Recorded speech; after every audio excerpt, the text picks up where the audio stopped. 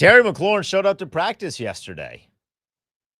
Can we get some poetry snaps, golf claps, or something? Max, I was excited to see him there. Not in pads or anything, not participating, but just out there. Just being a part of the team. Mind you, playing the media game pretty well, too. He knew exactly what he was doing. Exactly. The team, they knew what they were doing. Applause to everybody involved. Terry walks out to practice yesterday, right as it is time for the media to cease any recording. For those that don't know, when we are out there watching practice, the reason that you don't see clips from practice outside of them like stretching is because there are periods where media is allowed to record and periods where we are not allowed to record. Once you hit that period where you're not allowed to record, that's exactly when Terry McLaurin walked out. And that's smart.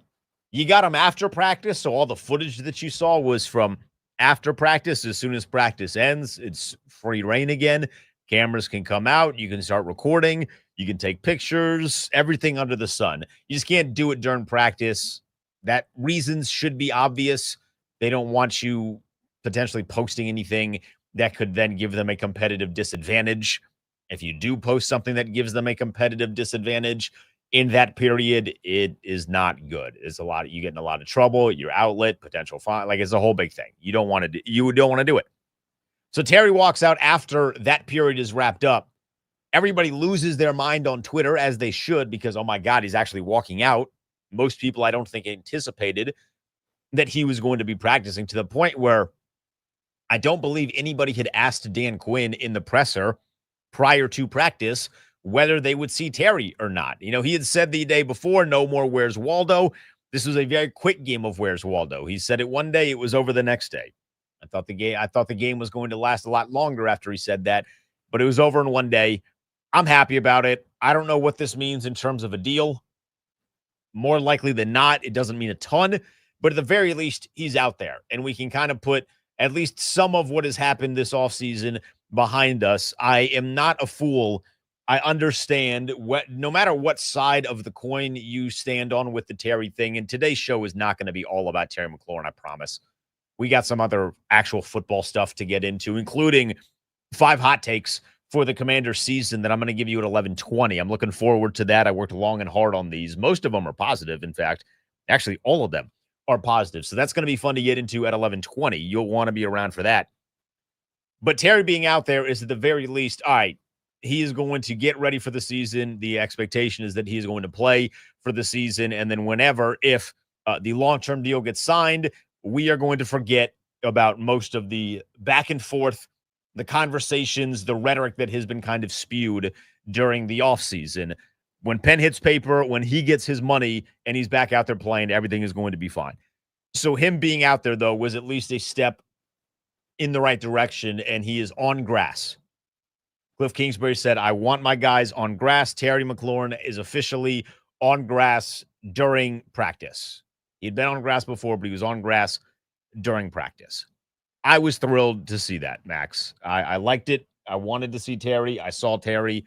I feel pretty good as we sit here today on Friday. Probably going to see him tomorrow at the game. I think the team learned from the mistake that they made, because they did put whoever decided that the Terry thing was going to be an excused absence. They put Terry in a bad spot. You cannot allow your player to not go to a game. It immediately takes rhetoric, even if it is excused. It immediately takes the rhetoric and forces it on Terry to say selfish, bad player, selfish. Even if he asks and say, hey, I don't want to do this, you still have to be like, no, you need to be here. You need to be here. We don't want to put you in a bad spot. And in allowing an excused absence, they did, in a sense, put him in a bad spot, because people, if you are concerned about the distraction, you are aware that there are people that are saying some not nice things about him, and allowing him to not come to the game is only going to heighten those things, because it's very natural for people that are not all that locked in with the happenings, which most of us are not, because the two sides more or less have kept everything close to the vest recently, which more on that in a second, but they've kept things close to the vest. You're just going to see Terry's not there. Trey Hendrickson is their selfish player. And I don't think that's fair. I don't think that's fair to Terry. So I think the team put him in a bad spot by not allowing him or by not making him go to the game on Monday. But so I put that caveat in there, right, Max, about how it's been kind of quiet lately. To quote Lil Wayne, real G's move in silence. And as we are in the period where it is quiet, we're not getting a ton of news over the past couple of days about like numbers and this and that, sprinklings, inklings, yes, but you're not getting a ton of stuff. I am under the belief, this is not a report, I'm under the belief that they are really working now and that we're going to get something done here. My expectation is that Terry is going to be under a long-term deal by the time the season starts.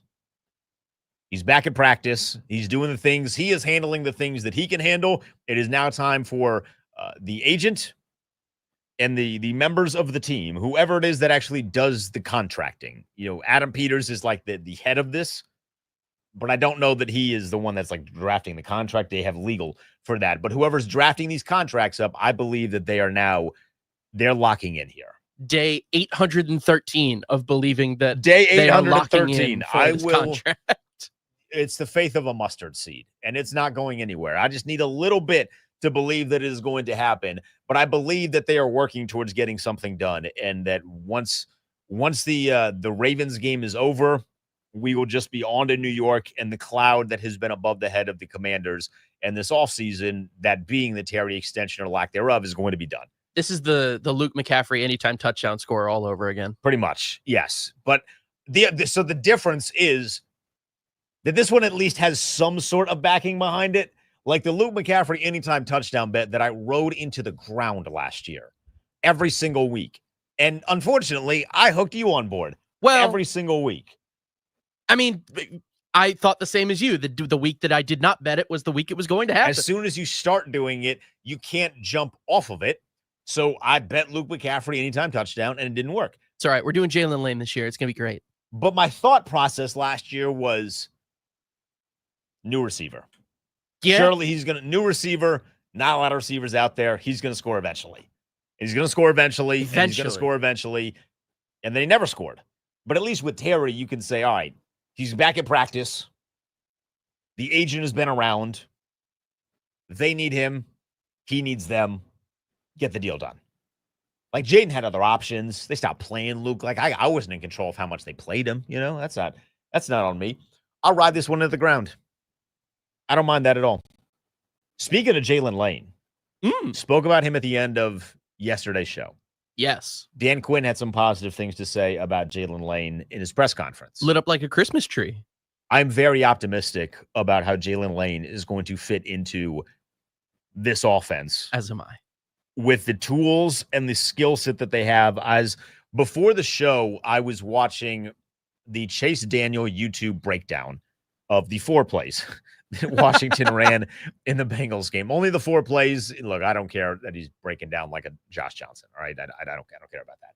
And he rightfully was like, I'm not going to sit here and break down 4 teamers. It's just not going to happen. Respectfully. The first teamers only played 4 plays. He broke down the 4 plays. That touchdown that Jaden ran in, nobody got open. Yep. Like it was tough. You could have forced something into potentially Deebo Samuel that maybe falls incomplete.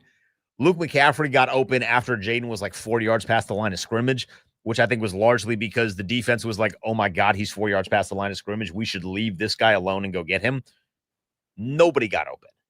It's only 1 play, sure, but considering that has been like the biggest gripe, the biggest issue with what has happened this offseason, not having a true legit number 1 wide receiver, to then watch the only time that they drop back to pass and not see a single soul open was a little alarming. However, I bring that up to say Jalen Lane wasn't doubled, but there was help over the top.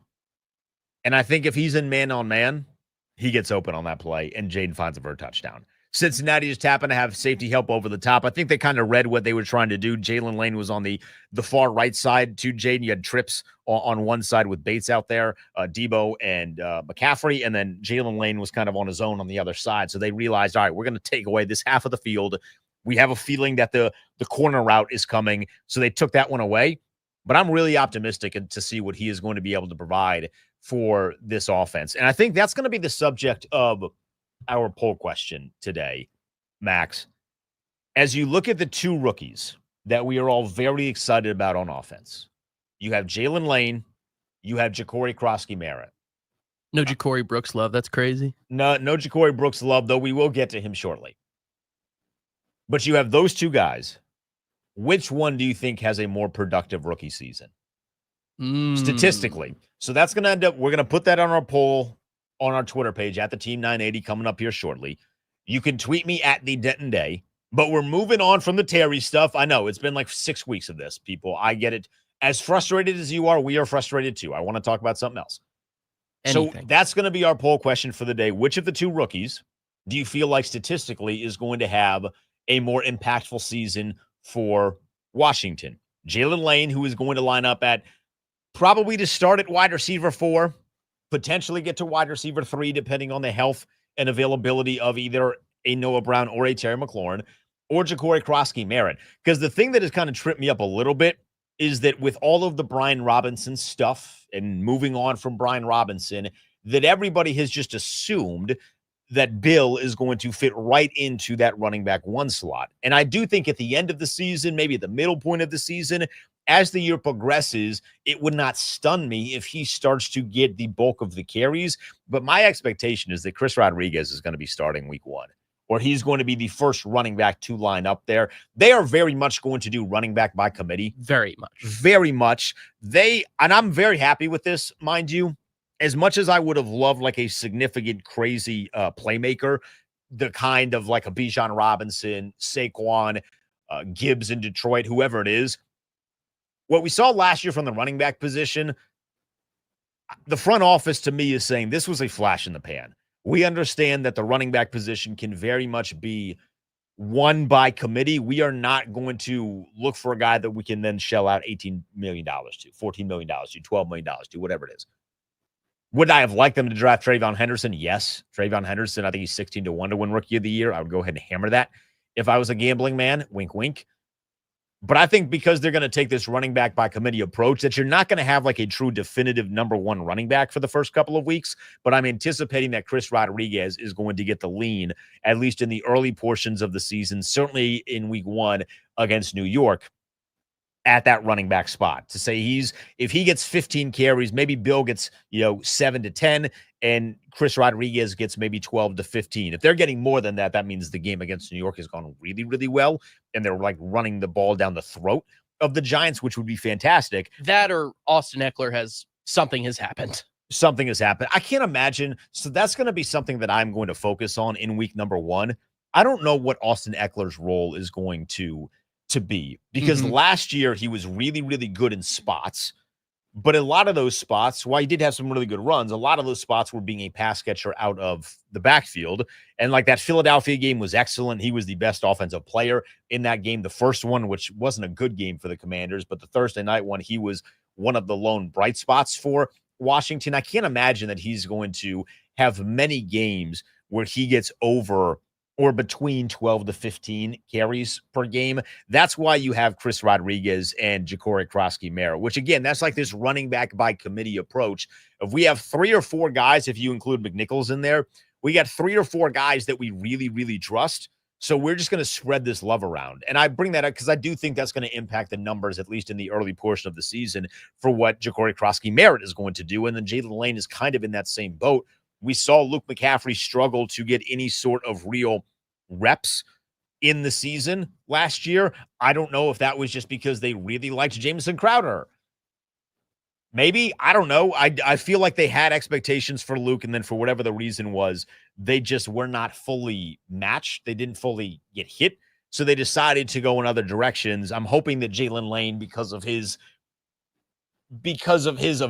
really his ability to play wide receiver, his comfortability to play wide receiver, his experience to play wide receiver, not to be a knock on Luke, but he's still very much in the beginning of his career at playing wide receiver, making the transition from quarterback to wide receiver. Not everybody becomes Julian Edelman in that process. he's still very much in the early days of making that transition, whereas Jalen Lane has played wide receiver for a very long time and played wide receiver at a relatively high-level college football program. Virginia Tech isn't like the highest of the highs in the 2020s, but they're a high-level college football program playing against high-level competition on a regular basis. So I pulled Austin Eckler's numbers up from last year. There were 2 games where he had more than 10 carries. It was the New York game where they won 27-22. That was one of the best, even though statistically, Jane's numbers weren't eye-popping. That was like one of the best, oh my God, this guy's a real quarterback, just dicing up a defense. He has them in the palm of their hand games that we've seen. He had 11 carries in that one. Then he had 13 carries in that Pittsburgh game for 44 yards. And in the Pittsburgh game, 42 yards in that game against New York. In the game they lost to Philadelphia, he had 2 carries, but he had 8 receptions for 89 yards. So I think he's going to be much more of that catch the ball out of the backfield back. If he's hovering around, let's just say, we'll say 5 to 9. If Eckler's getting 5 to 9 carries, if Bill is getting anywhere from 7 to 10 carries, and then we'll say Chris Rodriguez is getting anywhere from, let's say, 8 to 12 carries, and then maybe McNichols is getting 2 to 4. That's a pretty good split, I would say. Now, I don't know that you'll hit those numbers exactly every single week, but that's a pretty decent split. And it also keeps your guys healthy for the majority of the year. And you're constantly in that mode where you are changing the rhythm of the game, changing the pace of the game, which is what, if you look at a team like Detroit, that's really what they did well last year. I mean, Jahmyr Gibbs was awesome, but then the combination of Jahmyr Gibbs and David Montgomery completely just changed the pace of the games. And then they took Jahmyr Gibbs out in the divisional game for whatever reason, stopped running it with him. Thank you, Wonder Kid Ben Johnson. And then they threw it with a wide receiver. God, I love that man. I can't wait to see what Roma Dunze's passing numbers look like this year in the great windy city of Chicago. It's the Kevin Sheehan Show with Dente sitting in for Kevin. So we're going to put that poll up on our Twitter page. So go to our Twitter at Team980 and vote on that. Which rookie do you think has a more productive season for Washington, Jalen Lane or Ja'Cory Krosky-Merritt? I will give actual answers to that when we get back. Plus, you will not believe what is happening right now in Dallas. If you think this situation is bad, just wait till you hear what's going on there. It's the Kevin Sheehan Show, Dente sitting in on the Team 980.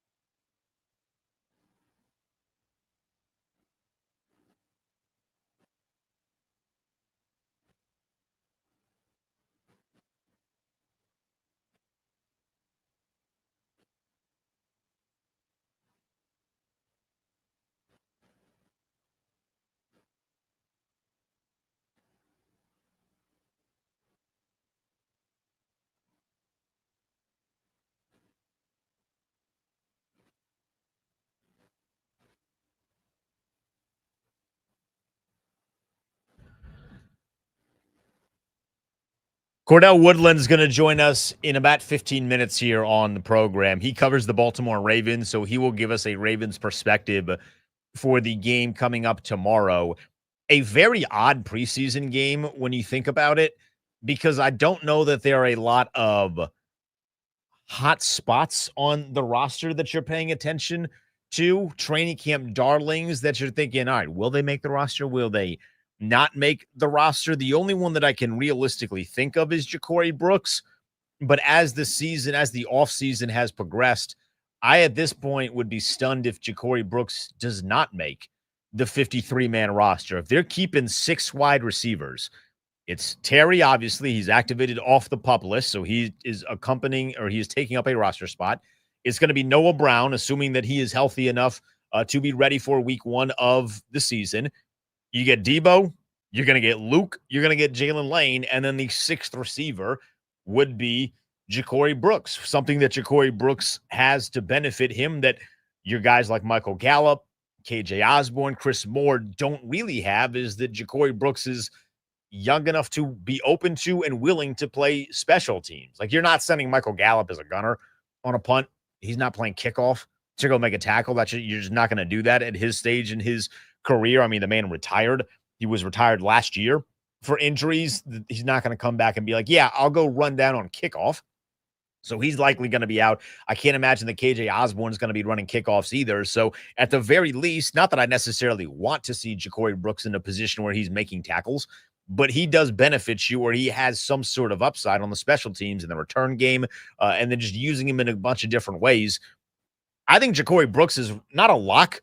I don't really believe in like locks outside of the obvious, but Ja'Cory Brooks I'm expecting to make the roster. So because there's not that one specific player or that one specific position that you're looking at and saying, all right, is it going to be this guy? Is it going to be this guy?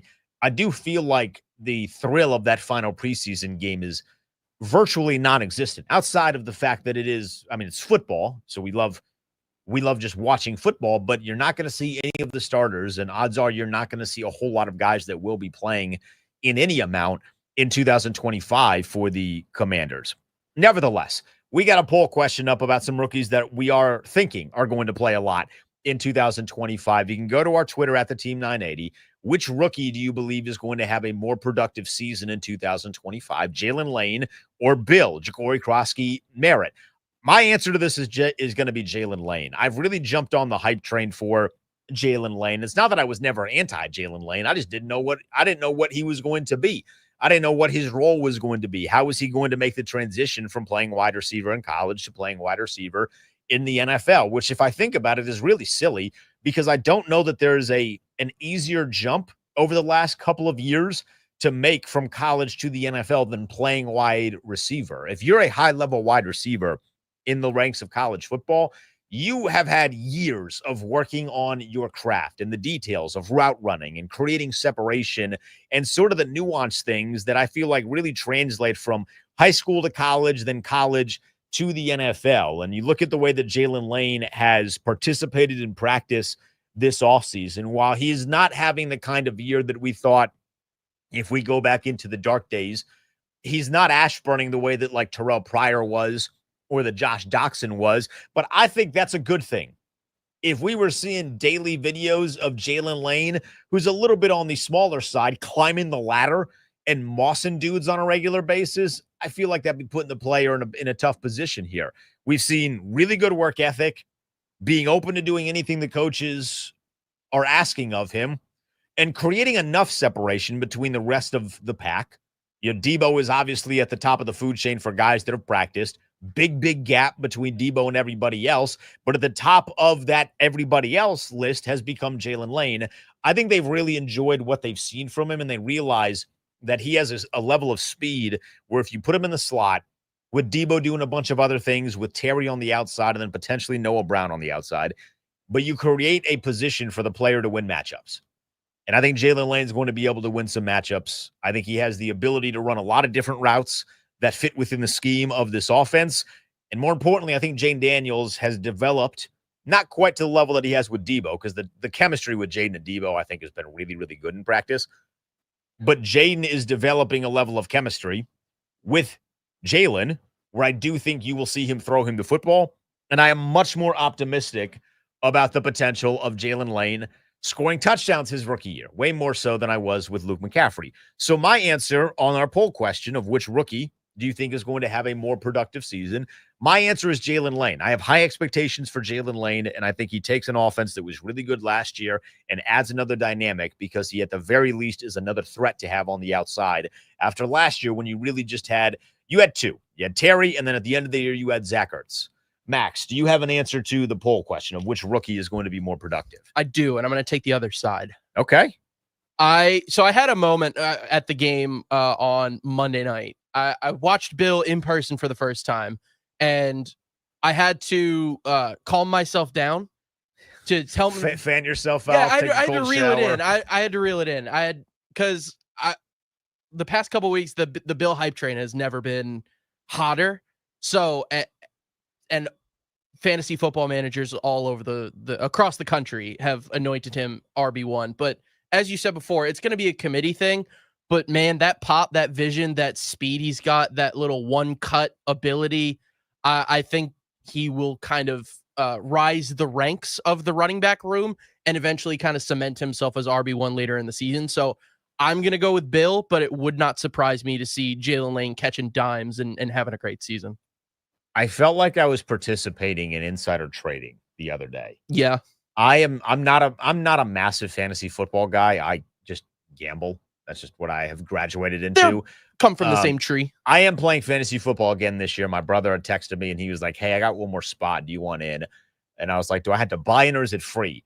And I was like, "If it's free, I'm in there." And he said, "You have to buy in." And I was like, well, how much was the buy-in? It was $100. Oh. And I was like, "You're lucky we're blood related." Yeah. So I am playing fantasy football, but I got a text from one of my friends who is a big fantasy guy. Not like Matt, not a sicko, but a big fan. You know, there's some sickos. There are. He's not a sicko, but he's a fantasy guy.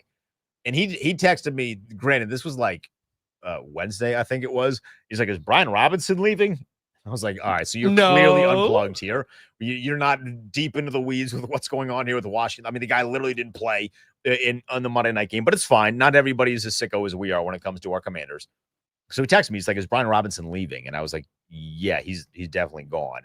And he's like, "Who should I pick up in fantasy?" And I was like, "Oh my God, you should pick up Bill. You should pick up Bill." And he's like, I just said his name. I said Ja'Cory Crosky-Merritt, and he was like, "Is that a running back?"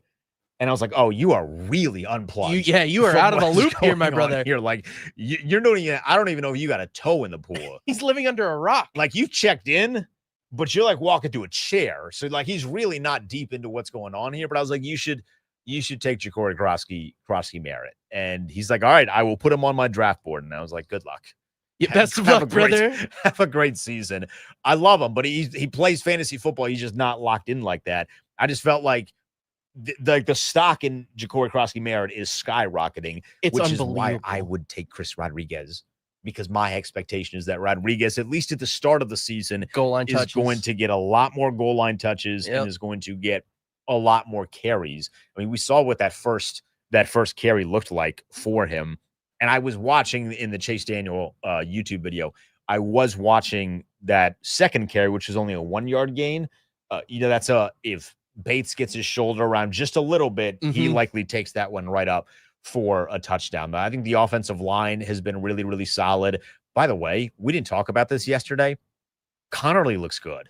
He looks great. He looks really, really good. Now, because Laramie Tunsil did not play, Wiley was occupying the left tackle spot. So I don't know if Connerly starting at right tackle with the ones for Cincinnati was more a product of they just really like him at right tackle, or more because Tunsil was gone and they just didn't want to take a guy that was a rookie learning a new position and then flip him on the other side. Yeah. Wiley gives you the flexibility to play both sides a little bit because he's just a veteran. You might as well get him some extra work. But man, I think like Josh Connerly is good. I was very, very laid back in my expectations in terms of what he was going to realistically be this year, just because I know he was drafted in the first round, but it's not unfair to think that you might need a few games before you get into the NFL level when you're switching positions. But he's looked really, really good once he started playing actual opponents. It's good practice with New England, good performance against New England, and then good performance against Cincinnati. it's crazy being able to ask the question, would you rather have Rashawn Slater and Joe Alt or Laramie Tunsil and Josh Connerly? And I think I know which one I want. I mean, I got two good ones that I feel really confident in right now. That's all I will say on that particular one. All right, real quickly, before we get to Cordell Woodland, I want to play this from Jerry Jones. Because if you are sick and tired of the Terry stuff, imagine what it must feel like right now to be either A, Micah Parsons, or B, a fan of the Dallas Cowboys. Here is Jerry Jones for 3 minutes uninterrupted, which automatically is a terrible idea. 3 minutes uninterrupted with Michael Irvin on YouTube. I have agreed to give more money than has ever been given in terms of guaranteed money than anyone ever has as far as a defensive player. I've done that. Now, I am the cat that writes the check. Okay? Now, Micah's got 3 years with the Cowboys left. He's got 3 years. At some point, somebody has to have the say over the other. At some point, it has to be that way. My job is managing the check. Okay? Micah's got to do the playing. Where's the least important part of this whole equation we're talking about? What is the least incremental part of the whole equation? The attorney or the agent. Okay? He works for Micah. Okay? He's not the principal here in any way. In any way. They're in here to make their percentage. They're in here to basically, yes, advise Micah. Come over to the office and I'll show you exactly what I offered Micah. We got it in the back. It's with all written down, everything to go. Come down and look at that. I'm going to get over there and see that. You can sure look at it. You can sure absolutely look at it. Here's my entire point. My point. Who is it that basically says this is ultimately recognizing we're trying to come together for an agreement, but absolutely, who is it that can go with it? And so the facts are, I don't know that I've ever been around. I've never tried to buy anything. I've never tried to do anything that I actually was going to bring all of the services and somebody else was going to do all the money. But because the in-between guy wasn't exactly the guy that I had fit there, that kept you from doing the deal. Right. That's exactly what's happening here. So many times in this industry, you have a different agenda going on with agents. So Jerry Jones right there, we're going to cut this off just because he's kind of senile and he's just rambling at this point. Jerry Jones pointing the finger at the agent of Micah Parsons and effectively treating the agent for Micah Parsons the way that some of our fan bases treated Buddy Baker, with the difference being that Buddy Baker is very new to these sort of deals that he is attempting to broker between Terry and the Commanders, whereas the agent for Micah Parsons is one of the best, if not the best agents in the NFL, David Mulgeta, who did $1 billion in contracts over the last year. But Jerry is pointing to him and saying he's trying to get his own cut here. To say that that guy is going to blow the deal up for Micah Parsons for his own gain is quite honestly hilarious to me. But what Jerry did say was that he offered Micah Parsons more guarantees than anybody has ever offered a non-quarterback. And Jamar Chase right now has the biggest AAV in the NFL of non-quarterbacks at just over $40 million per year. Listen, man, Jerry is going to say a lot of things. He's going to really preach about this contract, about how he's offering all these great things to Micah. Billionaires are liars. There is something, maybe he is offering Micah a lot of money. Maybe he is offering him a lot of guaranteed money, but there is something in that fine print where the agent, who again has done $1 billion worth of contracts in the last year, is pointing to that and saying, this is not going to work. You are taking advantage of my client, and that is not happening. So another thing about this, Ryan Clark followed up with David Mulgeta on, I don't know if this was posted this morning or last night, but here, I'm going to play this because this is what he said. I just hit David Mulligetta, and I simply asked him, I said, did you tell Jerry Jones to stick the contract of his ASS? Because I was like, ain't no way. And he laughed, and he said, I've never used that phrase in my life. So for anybody who is reporting that, for Jerry Jones saying that, this is false. This never happened. This is just another public way to make this situation, which is already ugly, even uglier. David Mulligetta in no way has ever told Jerry Jones or any other general manager or owner that. It's all bull crap. It's all lies. It would be hilarious if he did tell Jerry Jones that, but as soon as Jerry Jones said that the agent said to shove that contract up your ass, I was like, all right, he's lost it. He's hanging with Michael Irvin. Maybe he's off the juice a little bit. There's no way that he said that. So if you think it's bad here, at least it's not there. Thank you to Jerry. He restored my confidence a little bit in the Terry stuff. All right, coming up next, Cordell Woodland. He covers the Baltimore Ravens for 105.7 in Baltimore. He joins us to preview this weekend's matchup. All right, here's what's going on this Friday, August 22nd. Malik Beasley is no longer the target of an NBA gambling probe, potentially opening free agency for one of the league's best shooters. Plus, the Cowboys owner, as we just covered, Jerry Jones, made an appearance on Michael Irvin's podcast to give his side of the Micah Parsons saga. Jerry said he offered Micah a contract with most money in NFL history, most guaranteed money in NFL history for a non-QB. He said and claims that David Mulligetta told him to shove the contract where the sun don't shine. And the Nats, they win 9-3 over the Mets. A shaky start for Mackenzie Gore as he pitches just 4 1/3 innings after a couple hit by pitches and walks for the Nats. Their bats got scorching hot. James Wood puts it away with a 3-run bomb in the 8th. Nats win 9-3 and take the series over the Mets 2-1. They will take on the Phillies tonight. I believe 6:05 is first pitch on 106.7 The Fan. This update is sponsored by the Team 980 YouTube page. Just open the app, type in the Team 980, hit subscribe. Kevin Sheehan is live every day from 10 to 1, and you can catch Denton's office throughout all of football season. Don't forget to hit the like button whenever you do decide to join us and turn on notifications to stay up to date on all things DC sports. And that is what's trending.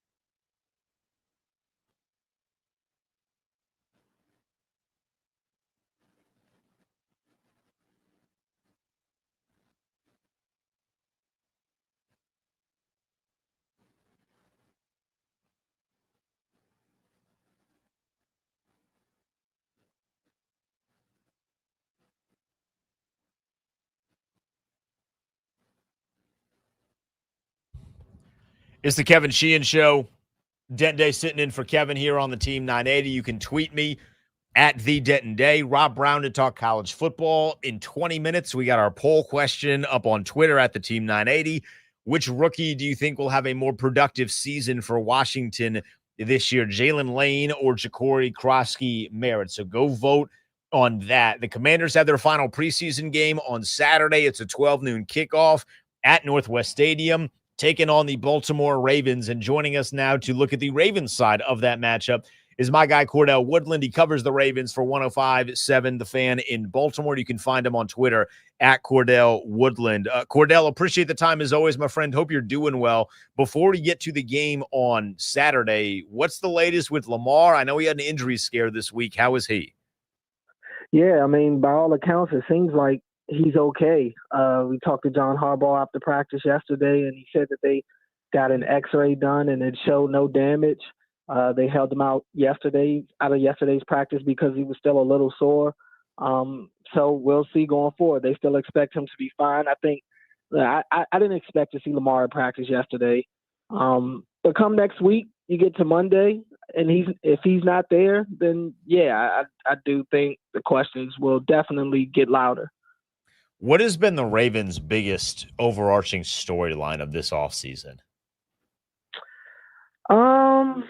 Well, you got the usual one of when are they going to get over the hump? The constant questions surrounding them in the postseason. They have a rookie kicker, Tyler Loop. They move on from Justin Tucker. He's had the off-the-field issues and really on-the-field issues. He was one of the worst kickers in the league last year. Justin Tucker missed games and missed kicks in 5 games for the Ravens last year. The Ravens lost all 5 of them. So, he was a big issue for them last year. And look, you go through his career, he's probably the greatest kicker of all time. So those are going to be big shoes to fill for Tyler Loop, who hasn't had a, preseason game yet where he's made all of his kicks. Now, to his credit, he's missed one in each game, and in each of those games, he's responded well with a kick, with a make in his very next kick, and all of those field goals have been longer than his misses. So he's got a strong leg. They like his process. They like his confidence. But that's going to be a huge question mark for this team, considering, they haven't had to worry about the kicker position in a while, and now they've got a rookie out there. When it comes to the weapons offensively, obviously Lamar is a weapon in himself. Derrick Henry was awesome last year. Unfortunately, we saw some really good wide receiver play from Zay Flowers when the Ravens played the Commanders last year. What are the expectations for him going into 2025?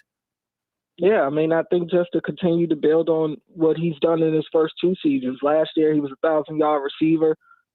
He doesn't have the touchdown production that maybe you'd like to see.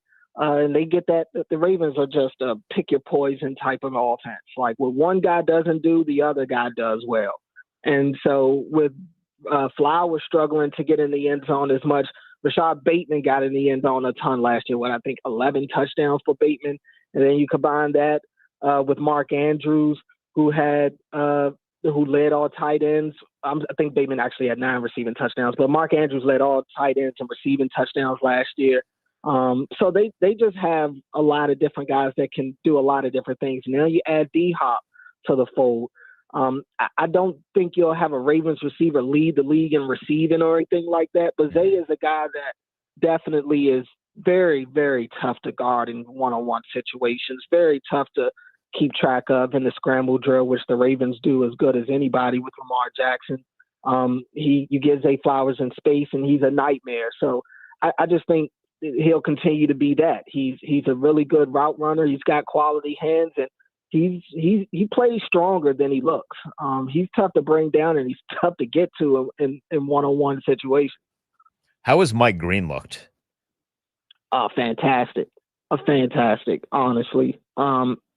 Both of these rookies have looked good. Both of their top 2 rookies, Malachi Starks in the first round as safety, has looked really good himself. But Mike Green, man, I mean, every time the Ravens have put the pads on in camp, he has found a way to kind of be the star of the show.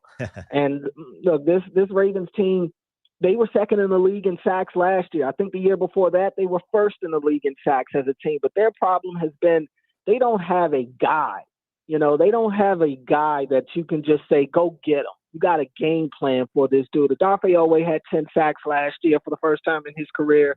Van Noy was really good again last year. 2 years ago, just Nnamdi Madubuike was a force in the interior as a pass rusher. But I don't think they have a guy like Mike Green, who is a bona fide pass rusher that could have the capabilities of being like the rookie defensive player of the year this year. I really believe that. So they think the world of him, and his film backs it up in practice and even in these preseason games. So he's a guy that I'm looking for to be one of the stars of this defense right away.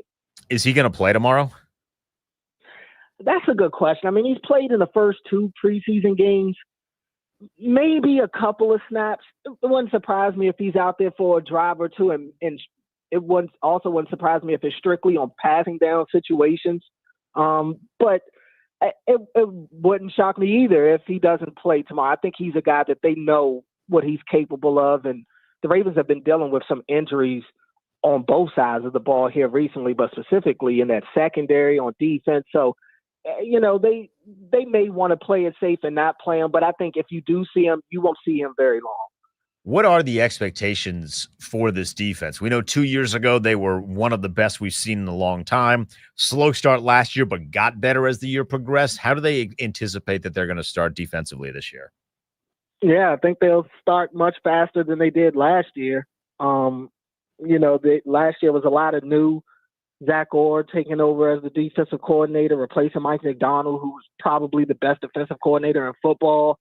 I think, you know, there's a lot of comfortability now on this defense. We talked to Travis Jones, I want to say last week, and I had asked him, not Travis Jones, I'm sorry, Broderick Washington on the defensive line. And this was actually the other day. And I asked him just what's the difference with this defense today compared to this time last year? And his answer was they're playing more as a unit and guys are buying in more. And I think those were 2 of their issues last year when they were struggling. They didn't play together. Communication was their biggest issue. And guys being in sync and playing on one accord. I mean, they made some personnel changes. They benched Marcus Williams. Ardarius Washington goes in. They benched Trenton Simpson halfway through the year, second-year linebacker who was replacing Patrick Queen. And they replaced him with a couple of special teams guys. So I think this year what I see from this defense is a much more aggressive defense that has talked about turnovers being more of an emphasis, and they've shown it in practice and in these preseason games as well. So I think this defense, barring health, should be an elite defense this season. How do they manage constantly having that expectation, as you mentioned, of is this going to be the year that we finally get over the hump and make it to the Super Bowl? Well, I mean, you know, in terms of like how they manage to always be in that conversation, or how do they deal with it? How do they deal with it? Asking in the optimism that maybe that'll be Washington's conversation for the next couple of years. I mean, it's a standard. It's a standard you want to set. You know, this is a franchise that has had great teams, some of the all-time great defenses first and foremost, and that was during a time where, you know, I think defenses to a degree still win championships, but not as much as they used to because the rules were different. You could do more things defensively than you can now. I think the Ravens have, again, I think it's just them having a standard and sticking to it. They have the consistency at the top of the organization. There's not a lot of turnover from year to year in the front office, or they do lose coaches, and for good reason, because their coaches are good. So teams poach their coaches. Right. But they seem to always kind of reload that stable. You lose, you move on from Greg Roman, then you go get Todd Monken, right? I mean, you have the great defensive coordinators that you've had. You go get Mike McDonald, and now you got Zach Orr, who a lot of people are very high on. John has been there forever. You know, it's a foundation. It's a culture that's set. And a lot of these new players that come to the Ravens, they always talk about how it's just different compared to the other places they've been in. And then you add in having, you know, one of the greatest players at the position at Lamar Jackson, and now Derrick Henry. I mean, they're a team right now that definitely is going for it. And for a while, or especially during Lamar's rookie contract, they weren't building around him the way that they should have. But I think now they definitely are. And I mean, they've got one of the best teams in the league right now. So outside of I talked about Mike Green, will there be any players that play tomorrow that you are anticipating will be significant players when the final 53 is made? I mean, it depends. The guys like Mike Green, Malachi Starks has played in both of the games, but how much more do you need to see from these guys? Right. That's where I'm at with it. So my gut tells me you won't see them, but if you do, you better be watching from opening kickoff because they probably aren't going to get more than 2 drives, realistically, if that. And then there's the history of the field out there. The Ravens have been bitten by that with J.K. Dobbins a few years ago. So it's the last preseason game. They have played 3 of their starting offensive linemen in the first 2 preseason games. I would be surprised if that's the case again this time. So I'm thinking it's going to be all young guys, all backups. Like, I don't even think you see Keaton Mitchell play on tomorrow. I really think it'll be a lot of back-end roster guys and a bunch of bubble guys and practice squad guys that you'll see. Final one here. Cordell Woodland, kind enough to give us some time here on the Kevin Sheehan Show with Denton Day sitting in. How's Cooper Rush been? Are they keeping 2 quarterbacks or 3 quarterbacks, do you think, when it's cut down day? Well, I think, in terms of the main roster, they like Larry. Larry was on the practice squad last year. He was their emergency quarterback. Josh Johnson was their emergency quarterback last year. But Larry was on the practice squad. So I would anticipate it being similar to that again. In terms of Cooper Rush, he hasn't looked good. And I'm surprised by that. I mean, I've watched enough Cooper Rush from his time in Dallas. And when he's been put out there to start games, he's looked well. He's looked good enough, especially here recently. Granted, he's throwing to, in my opinion, a top 5 receiver in the league in CeeDee Lamb. As talented as the Ravens are, they don't have a top 5 receiver in the league out there. But so he hasn't looked good. He's thrown an interception in each of the preseason games. His camp hasn't been great, very turnover prone.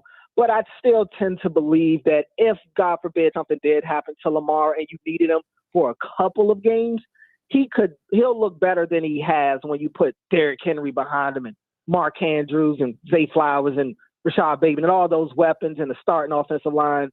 I think he'll look much better than he has to this point. So I still think he's serviceable. I think he's a subtle upgrade over what Josh Johnson was for them. Cordell, appreciate the time as always, my friend. Enjoy the game out there tomorrow. We'll talk again soon. Thanks for having me. That is Cordell Woodland, covers the Baltimore Ravens for 105.7 The Fan in Baltimore. You can hear him as the co-host of the Fresh Take there. He's done a great job given the up-to-date Ravens stuff after practice. His Twitter, if you're a Ravens fan, at Cordell Woodland, has been fantastic with that. So really happy that he was kind enough to make some time for us here. In about 20 minutes, I got 5 hot takes for the Commanders season that I want to run by you, and it's going to be your job to tell me if I'm crazy or if I'm on the money with those. So get on the phone lines in 20 minutes at 301-230-0980. But coming up next, we preview college football with my guy Rob Brown from the BetMGM Network and the Fan upstate in South Carolina. Don't go anywhere. It's the Kevin Sheehan Show with Denton Day sitting in for Kevin on the Team 980.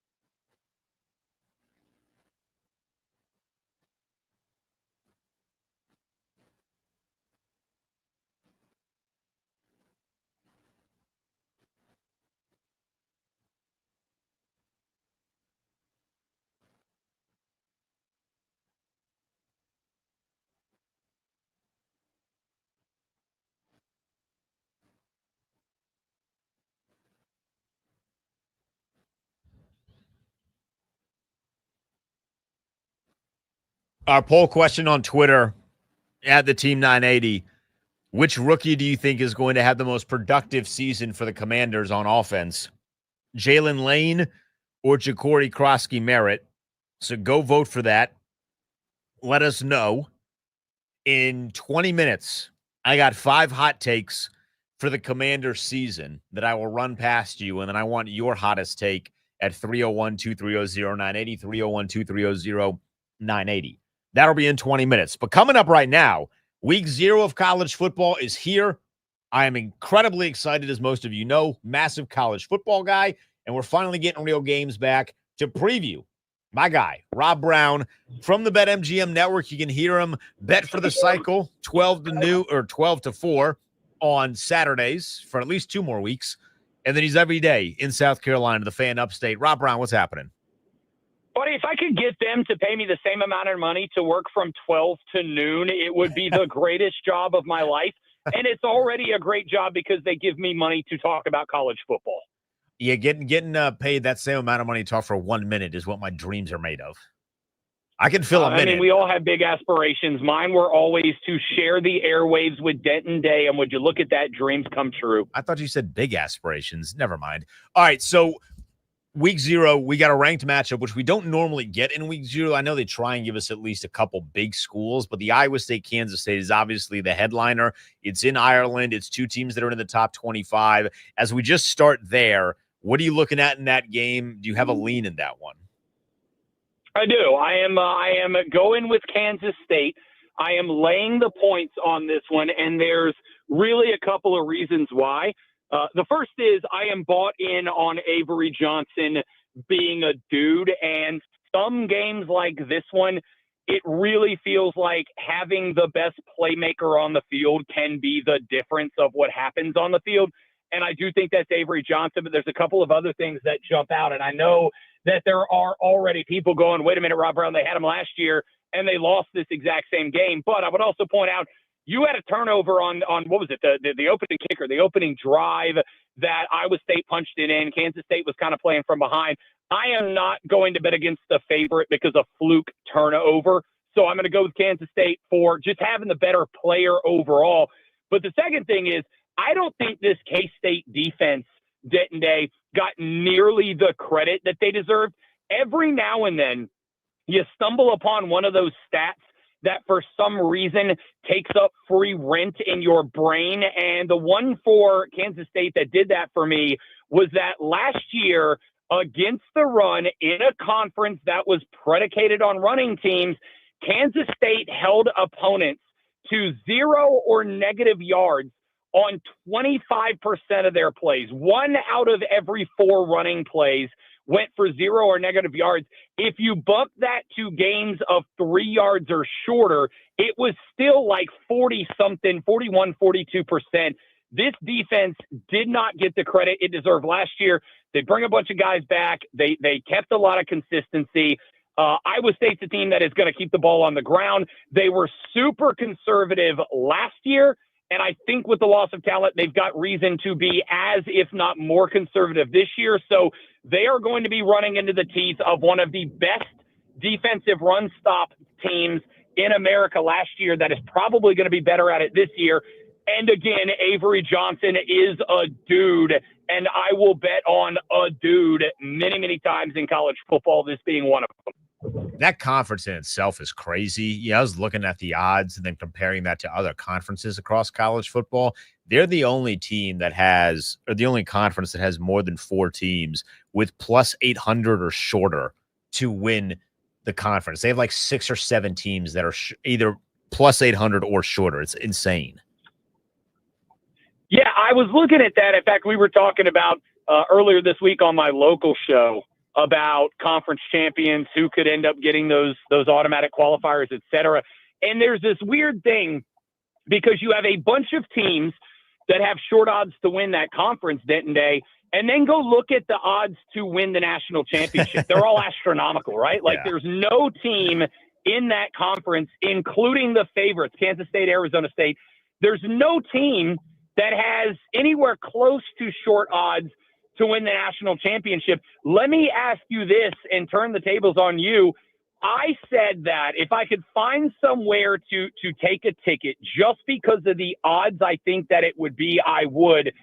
I think it's possible this conference maybe only gets their conference champion into the playoffs. I think it's possible this conference ends up having one team in the bracket. And that's a result from the SEC, to me, might have the best year as an individual conference any conference has ever had.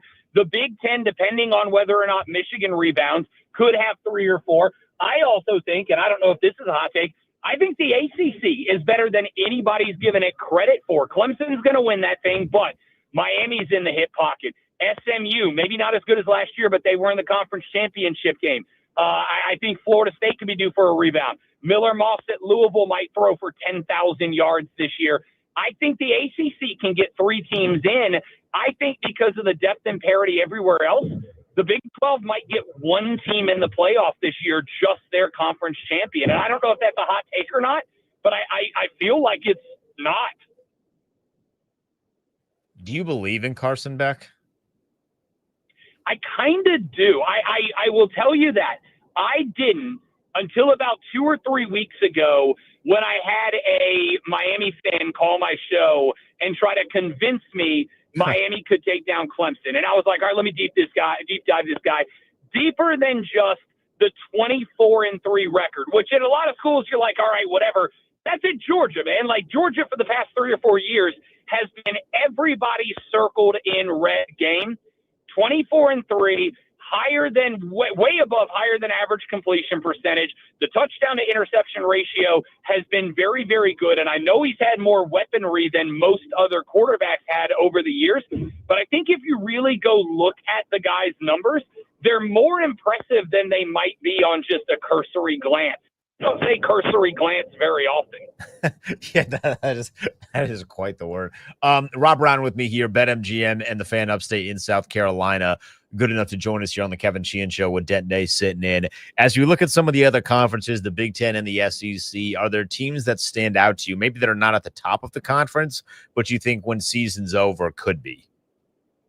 Yeah, I got to say, I hate doing this because I know it sounds cliche and it's probably not the answer you want, but I'm in on Alabama this year. I think that you never want to be the dude that follows the dude. You damn sure don't want to be the guy that follows the GOAT, as Kalen DeBoer is. But just based on kind of following the fan temperature about that team, I am almost shocked by the fact that it seems like, despite Bama maybe not accomplishing what they wanted to accomplish last year, it feels to me like there's not as much pressure on Kalen DeBoer to follow up Nick Saban with Nick Saban's success as I thought there might be. I talked to Kalen DeBoer very briefly at SEC Media Days. He seems a lot more relaxed, a lot more under control, a lot more in control than he did last year. And I'm asking the same question about a lot of teams, Denton, which is, what do I make out of the quarterback situation? And Ty Simpson in Alabama is absolutely in that group. But Alabama, with that script A, could have gotten damn near anybody they wanted out of the portal at quarterback. And Kalen DeBoer repeatedly doubled and tripled down that Ty Simpson is his guy. So I'm not saying he's going to be in the Heisman race. But if Kalen DeBoer, who I think has had a pretty good eye for quarterbacks over the past couple of years, is going to say, that's my guy, he's the dude we're rolling with, then I'm willing to give a little bit of leeway and an assumption that he must have something going for him that Kalen DeBoer likes. On top of that, they just got Alabama talent everywhere, and genuinely, I think Alabama has the best offensive line in college football this year. You put all of that together, I really think Alabama's going to be in the mix with Texas and Georgia for an ACC title game this year. I think they're interesting. I think Lenora Sellers at South Carolina. I don't think South Carolina on paper is anywhere near Georgia, Alabama, Texas. But I think when you got a dude that is that far above and beyond everybody else, as I think Lenora Sellers is, kind of like Tim Tebow at Florida, that just inherently makes them dangerous. So I'm interested there. Over in the Big Ten, I look at Oregon, and I know, again, number 1 overall seed last year. I'm not exactly out on a thin branch here, but I would point out, Denton Day, that go look at Oregon's schedule, man. Like they've got an interesting spot where they've got to fly across the country to Penn State. They've got a home game against Oregon State the week before that. They come back to Oregon for Indiana. So a little bit of maybe a trap game scenario there. But the schedule's a breeze for Dan Lanning and the Ducks this year. So I know everybody's in on the conversation's changed about James Franklin and Penn State. That's fine. Ohio State's got Jeremiah Smith. If Julian Sands the dude, Ryan Day's got the monkey off the back. That's fine. I think Oregon might be back in the Big Ten championship game this year too. Yeah, I really love Dante Moore. You know, in a era of college football where everyone is just reaching to get to the only place that will play them, him willingly taking a seat for a year was incredibly impressive to me. And I'm expecting that he is going to come out swinging in the Big Ten. What about Arch? How hype are you for Arch? Are you buying into the facade, not the facade, but are you buying into the hype? Are you drinking the Kool-Aid? Where are you with the young Manning? I think I am. I am buying into the hype, ... of the potential of Arch. But I do think it is very fair to have questions. We know the assets that Arch Manning has going for him. We know the asset in terms of having Eli, having Peyton, having Cooper, having Archie to lean on. We know the assets of Steve Sarkisian's a guy who knows how to work with quarterbacks. There's a lot going for Arch. But, and I said this a couple of weeks ago, you may have caught it. Steve Spurrier was on a podcast and he said, wait a minute, fair question. If Arch is really that far above and beyond everybody else, that we just on Arch being Arch are willing to put this into the SEC title game and national championship conversation just because of him, how did he not beat out Quinn Ewers for a job last year? And if he couldn't do it last year, was one off season enough to transform Arch Manning from guy who can't beat out Quinn Ewers to guy who is the obvious pick for a Heisman Trophy? And a lot of people went after Steve, how are you asking that question? I thought it was very fair. I think it's very fair today. So I would say everything that Arch Manning needs to reach the potential of the hype being placed on him, that's all there, Denton Day. But I am not ready to buy into he is football Jesus and we are all ready to witness. That being said, Ohio State on the road week 1, if Arch and the Horns go into the if they go into Columbus and they get that win in week 1, and especially if he puts on a show, then maybe I change my mind real fast. But I kind of want to see it before I'm willing to go, yes, he is the deliverer and savior of college football. I'm actually massively on Ohio State in that opener because I think everyone's going to be on Arch. But here's my question for you then. In hindsight, right? I know I'm asking you to predict hindsight, which is laughable. But do you think that comment by Steve Spurrier is going to look like it was more in the direction of Arch or more in the direction of Sark by the end of the year? Meaning that if Arch really is as good, he doesn't even have to reach the heights that everybody thinks he's going to reach. But if he is a good quarterback, Texas gets deep in the playoff, maybe we see them in the championship game. Do you think that comment from Steve Spurrier is going to be more looked back on, said, wow, why was Sark being so stubborn? What did he see in Quinn Ewers that made him miss what he had in Arch? You know, I honestly, Denton Day, and this is why you are the absolute radio brilliance that I aspire to reach one day in my 18-year career. I have actually not considered that thought yet. But I will say this, as I turn around and then immediately kick the legs out from the same question that I said was genius a second ago. I don't know that it has to be either, right? Like, I know we have this thing we're supposed to do in radio where we are supposed to take the most mundane things and turn it into an everlasting battle of good versus evil, right versus wrong. I just think it's fair to ask that as a question, right? I think it is fair to say if Arch Manning is as talented as the media is making him out to be, how was he not good enough to take the job last year? And if he wasn't good enough to take the job last year, was one off season enough to elevate him to that guy this year? I don't necessarily think it needs to be a Sark's an idiot question. I don't think it necessarily needs to be a all of you who have bought into Arch are idiots question. I think it really can just be a good question of, was he that good last year and he didn't play? Or was this offseason one more year of sitting and learning and developing and getting that experience and now having a full off season of being the unquestioned QB1? Was that enough to make him the guy? I mean, I don't think this necessarily needs to be a question of Steve's got the sights trained on any one person or group or whatever.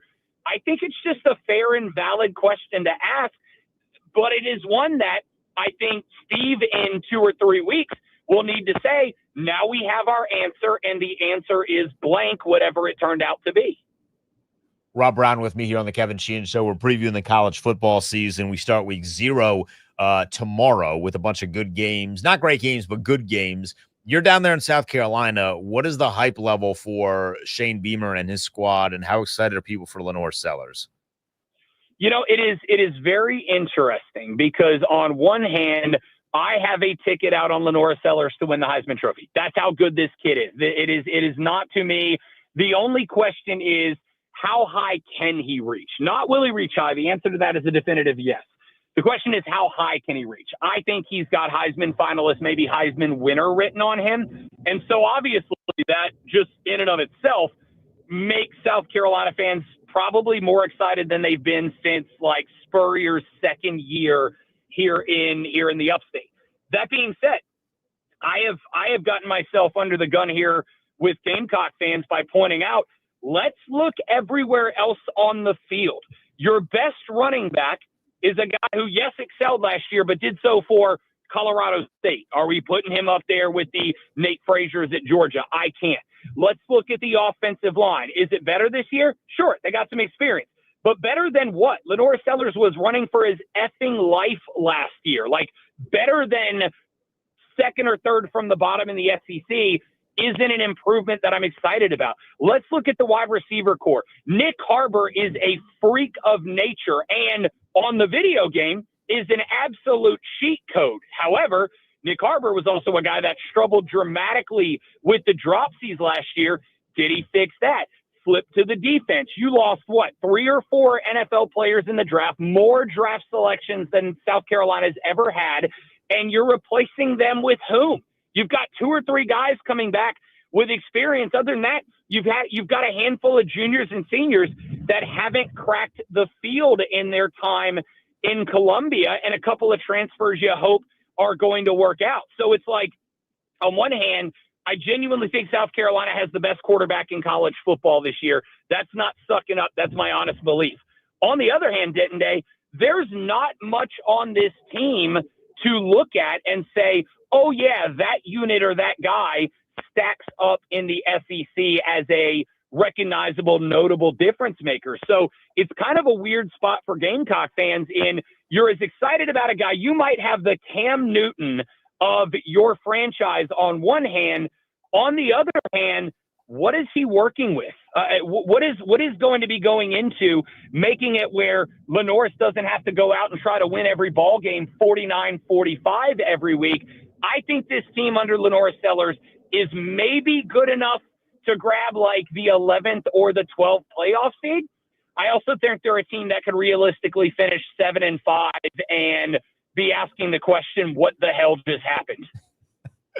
Rob Brown with me here on the Kevin Sheehan Show with Denton Day sitting in. Final thing for you here, Rob. Who wins it all? Who's your champion? I got to say, there's a part of me that wants to say it is the Clemson Tigers. And a lot of my evals, Denton Day, have been, what teams do I have the fewest questions about, right? Like, which teams do I have the fewest questions, the most answers about? And I really think Clemson's in that group. I think they have the best defensive front seven in football. Cade Klubnik, while I still have a couple of questions, is a Heisman favorite from just about everybody. They finally got a wide receiver room around Antonio Williams that is answering the call. Really, the only question about this team I have is, what about your running back? You got a converted wide receiver in Adam Randall as RB1 to replace Phil Moffitt. Is that enough? We'll find out. The problem that I'm having is, how many times over the years have we seen a team walk through a conference that is maybe not as tough as you'd like, get into the playoffs against teams that have been playing ball games week in and week out, and not be ready? That being said, Dabo Swinney's the head coach. He's got guys ready in tougher spots than this in years gone by. So I think my obvious early lean, as much of a absolute homer clown it's going to make me sound on your radio show, I think the answer I'm going to roll with is the Clemson Tigers. That being said, I think there's plenty of arguments for other teams. Does Drew Aller bleep it up in big games like he did last year for Penn State? If the answer is no, I think Penn State's right there in that conversation. I think you can make the argument that if Julian Sayin is the recruit Nick Saban thought he was when he brought him to Alabama, Ohio State's going to be right back into that picture. All of that being said, the team that has, to me, the fewest questions and the most answers already out there is the Clemson Tigers. So I don't think I'm being too ridiculous of a homer by saying I think both the Heisman Trophy and the national championship will be making their way to the upstate of South Carolina by the end of this season. Man, Dabo Sweeney is going to be on one if that happens. Rob Brown, you were on one today in the best way possible. Appreciate it as always, my friend. I'll talk to you. Buddy, college football starts tomorrow. I'm going to be on one for the next 6 months. I'm here when you want me and you need me, big dog. That is Rob Brown, my man. You can hear him on the BetMGM network. You can find him on Twitter at The Rob Brown Show. Coming up next, I got 5 hot takes for you about the Commanders season. Maybe you don't think they're hot. That's going to be for you to decide at 301-230-0980, 301-230-0980. Plus, the NFL released numbers 22 and 21 of their top 100 list. Did Jaden Daniels make it into the top 20? All that when we get back. It's a Kevin Sheehan Show with Dent Day sitting in for Kevin on the Team 980.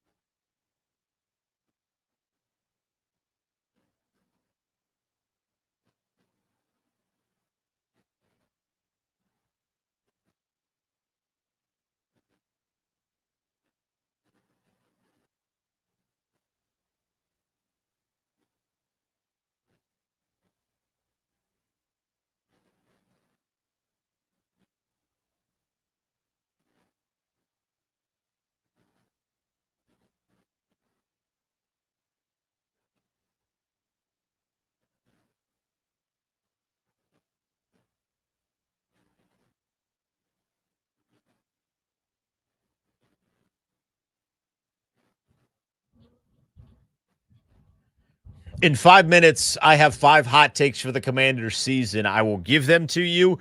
Max will decide if these takes are hot or not, and then you get to decide it. 301-230-0980, 301-230-0980. I want your hottest take for the Commanders 2025 season as well. We'll do that in 5 minutes. Ben Standing will join us at noon.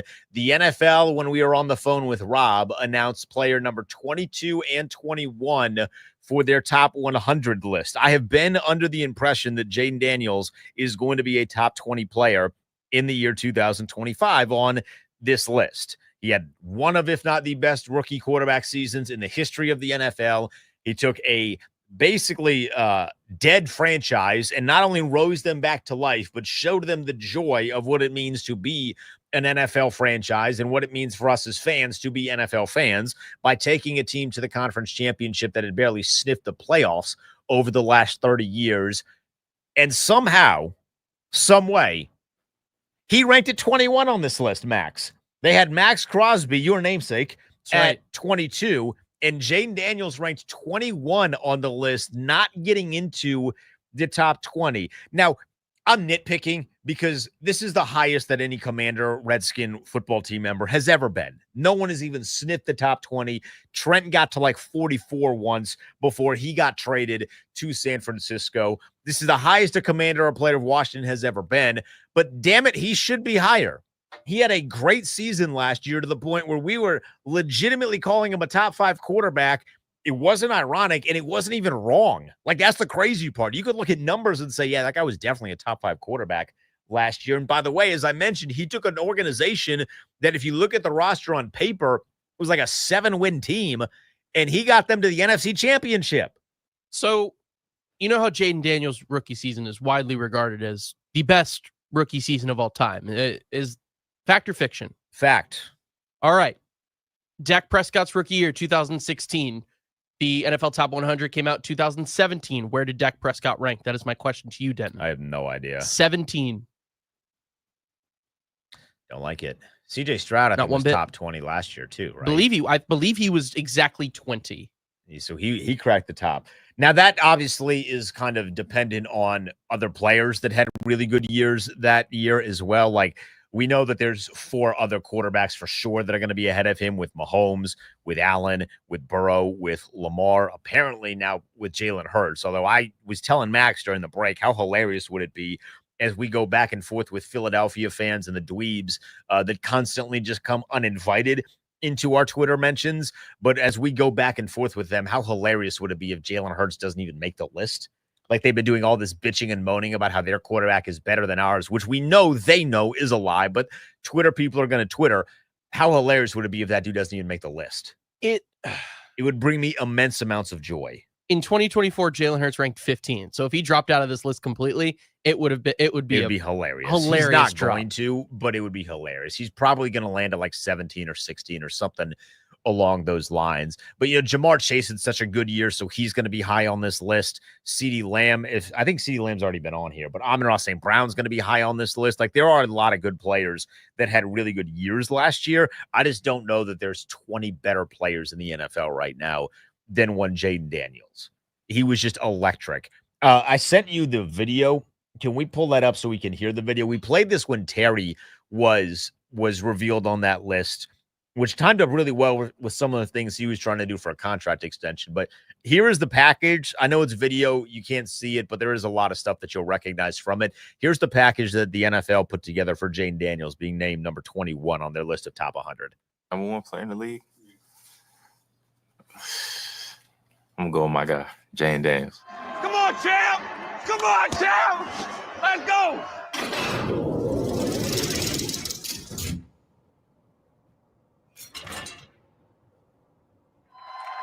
After getting selected 2nd overall in the 2024 draft, Jaden Daniels had one of the most impressive seasons by a rookie quarterback in NFL history.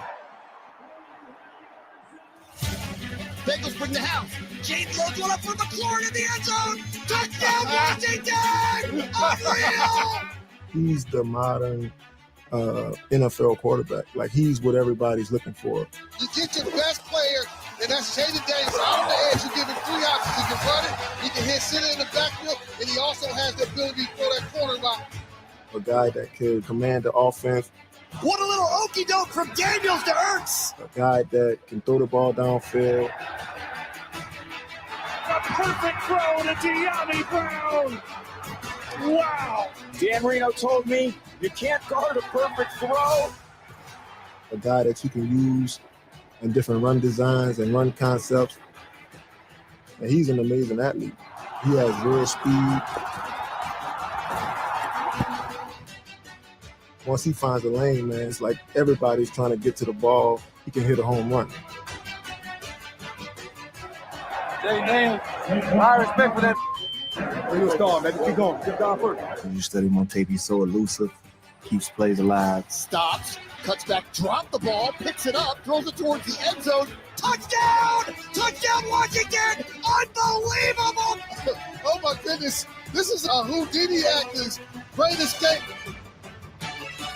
Just to see the poise that he played with as a rookie was very impressive. How do you like me now, Tampa Bay? Jaden Daniels with a tremendous throw. He's been a leader, vocal when he needs to be. I got to be better. We all got to be better.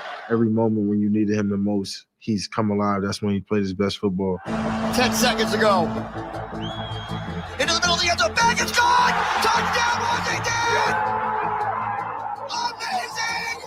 Clutch football from the Washington offense. He has that demeanor like he wants to win, he's going to win. Hey, let's go. Come on. That's us. 3rd and goal at the 2. In the end zone. Seconds. Who wants to go to the playoffs? Touchdown, Washington. Thank you. They win it again.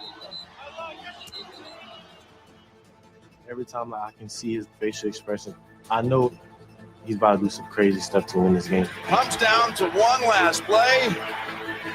Here comes the Hail Mary with the game on the line. And oh, it's caught! Caught! It's a miracle! He did it! That's what you need from your quarterback and your best player. I think he has the potential to be a Mahomes caliber. I got my hands full for the next 8 years. So that was NFL Network's package on Jaden Daniels. Some of the voices that you heard in there as a part of that, Mikey Sanders still at the beginning. He's the one that said Jaden is the #1 player in the league, as he should be. Agreed. You had Tyrann Mathieu in there, an LSU guy. You had Bobby Okereke from the New York Giants in there, a guy that plays Jaden Daniels twice a year and who didn't see a lot of Trust Way when he played Jaden Daniels this year. You had Micah Parsons in Future there teammate. at the very end, future Washington Commander Micah Parsons in there. He said he has his hands full for the next 8 years. I guess he was talking about practice. Yeah. Hey, Micah talking about practice, just like Allen Iverson. There were a couple other voices in there, but really good stuff put together by the NFL. Hopefully no one gets mad at us for playing the rival radio station as much as we did, but we didn't put love those the in there. package. I thought it looked really, really good. And the crazy thing is, so they had the throw in the New Orleans game in there. And like in a normal year for a good player, that throw in the New Orleans game, and you know what I'm talking about, where he kind of slips, ball on the ground, and throws into the back of the end zone, and Terry basically tackles 4 people to get the football. In a normal year, that's like the best play of the season. I don't know realistically if it even cracks the top 5 for him. His season was so unbelievable. The Hail Mary, the pass against the Cincinnati Bengals. I would say that pass against Detroit, where he put it literally perfectly in the breadbasket for De'Ami Brown, might be better. The pass to Terry right before the end of the Cowboys game. The second Hail Mary, effectively. Yeah, basically. I mean, like, there's so many great plays that he had, to the point where that crazy play where he does the splits on the field might legitimately not even be a top 5 play. He's that good at playing football. It's unbelievable. 21, my ass. It is crazy to me, Max. Like, this is me getting on my soapbox. You should. But we're already here. It's crazy to me how the NFL recognizes that he is a superstar. Madden recognizes that he is a superstar. And how much do any of these things really matter? Not a lot. I get that. Who cares? Who gives a damn about the NFL Top 100? Only us, because I got 3 hours to fill here in a blank canvas. I don't even play Madden, but the Madden rankings still piss me off. They're using him to promote their video game. He's hanging out with the 99 Club. He's hanging out with Saquon. He's hanging out with Justin Jefferson. They literally got a story out of him because he confirmed that he broke his rib. We all kind of knew that, but he confirmed that he broke his rib, and then they rank him like, what, 84, 85, something ridiculous like that? It doesn't make any sense. I don't understand who the people in charge and how they are viewing this, because he's clearly a superstar.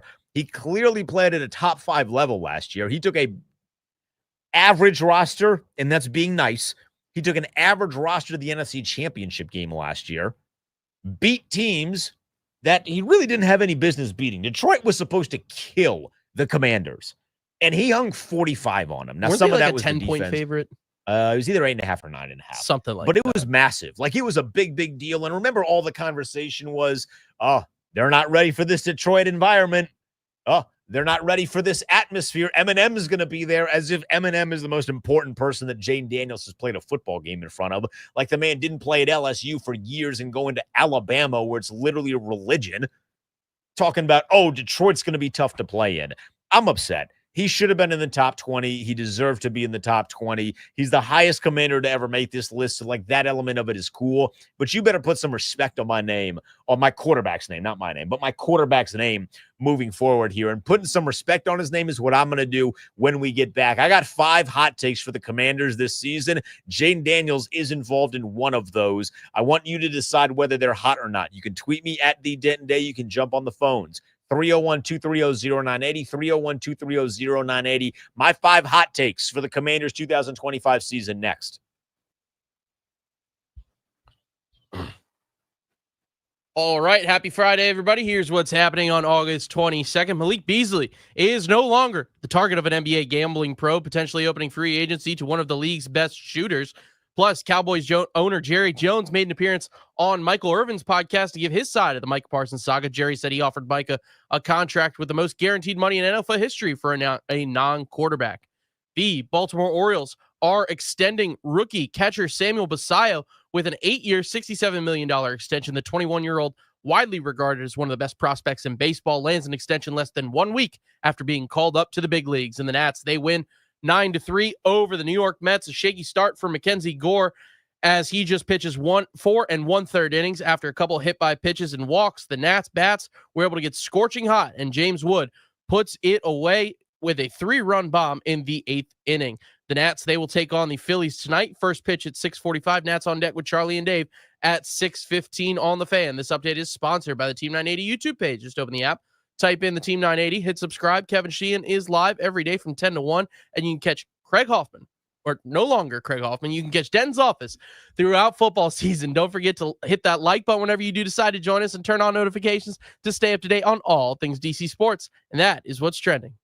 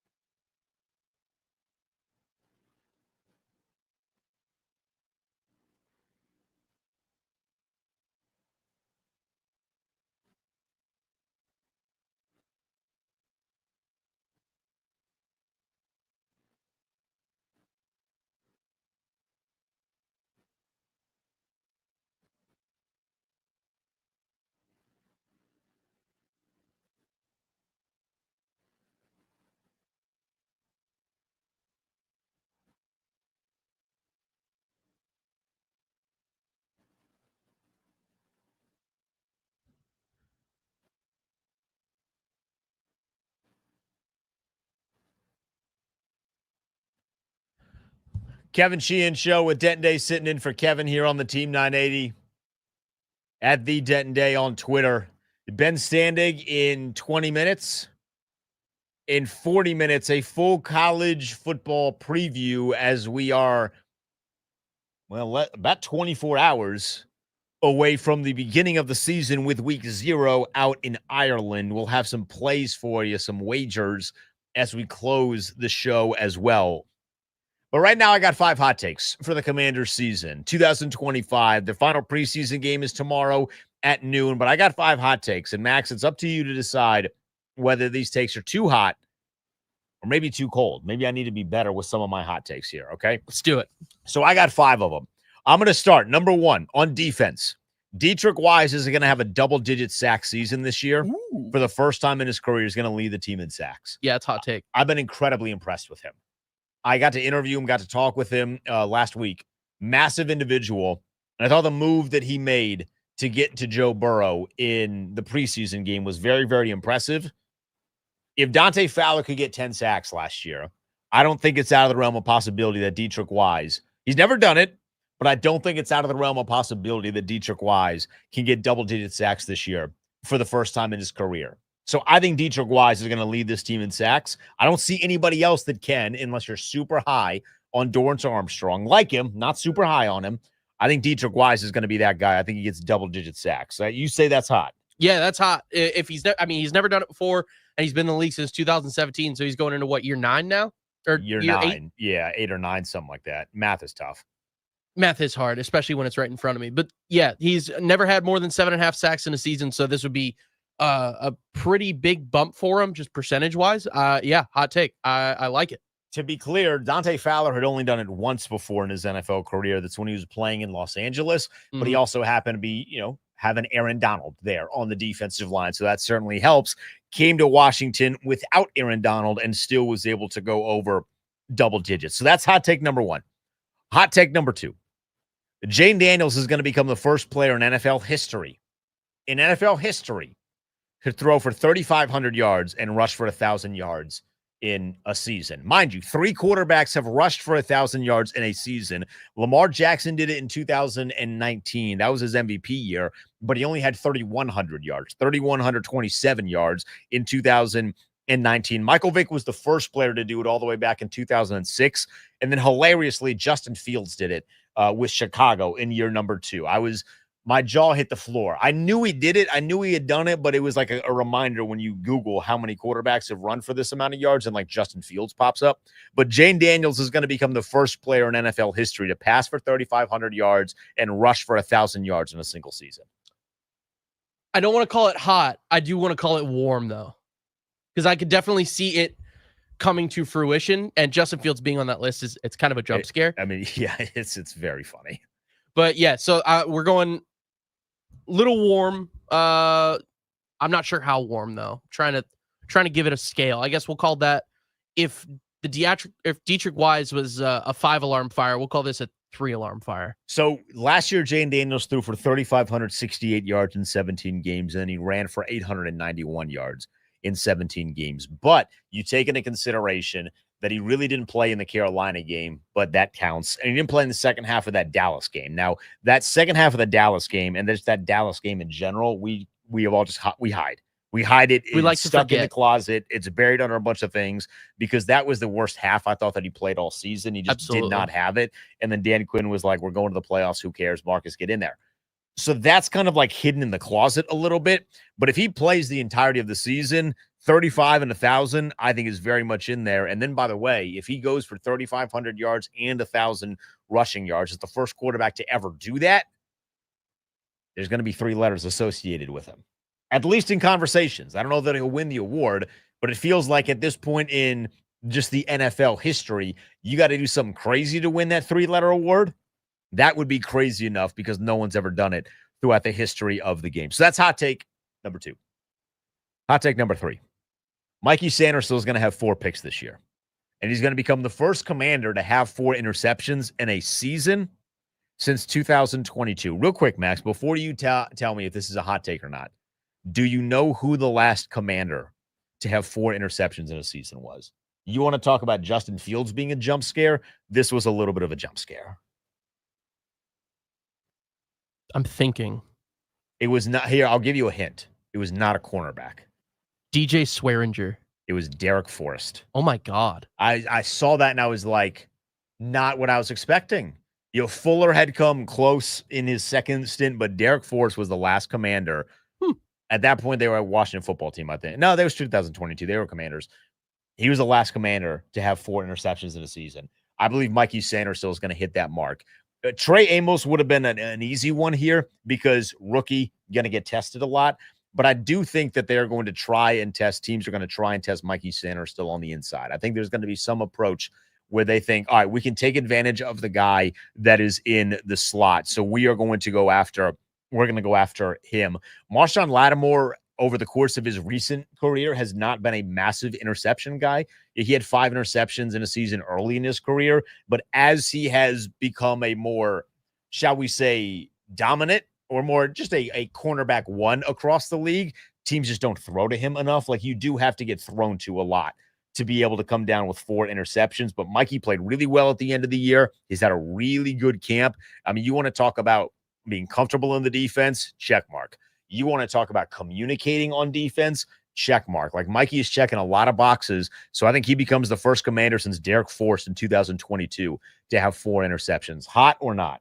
I don't think it's that hot of a take. I mean, he had 4 through 20 games last year, including the playoffs. So he had 2 in that game against Detroit, and then 2 throughout the rest of the regular season.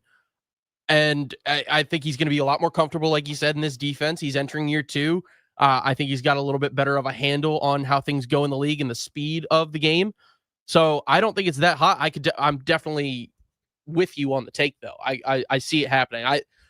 When you said 4, I think 4 might feel a little low. Yeah, 4 is like a good quality number. I think we're gone of the days where guys are going to have frequently double-digit numbers. Deron Bland with Dallas a couple years ago had a crazy amount. I think he might have touched double digits. Trayvon Diggs came really close, but like, gone are the years of like where Champ Bailey would routinely have 9 in Denver, or where Sherman would have like 11 or 12. Those are gone, but I think 4 is a really good number for Mikey to have. Speaking of 4, hot take number 4 for your boy. Denton Day giving us 5 hot takes on the Kevin Sheehan show here on the Team 980. We've heard a lot of talk this week in particular, but this entire offseason, about regression with Washington. Regression this, regression that.